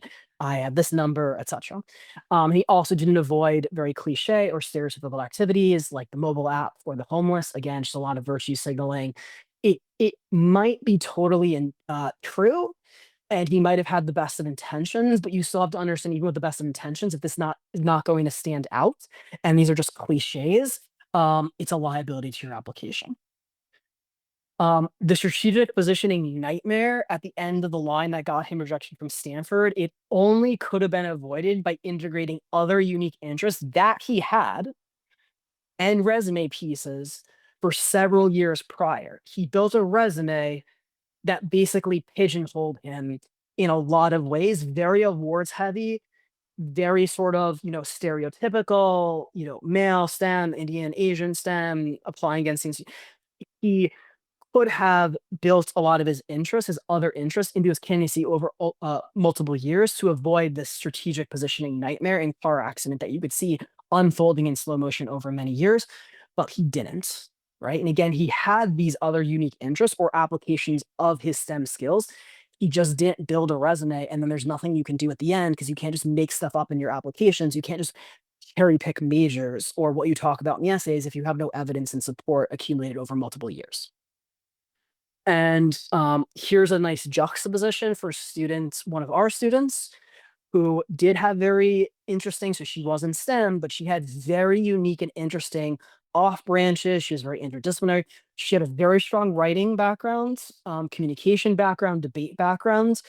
We built that in and helped her to present as a science communicator. So she loves sort of communicating science to people, children, and that was a lot of her resume building, but it was supported in her resume building over many years.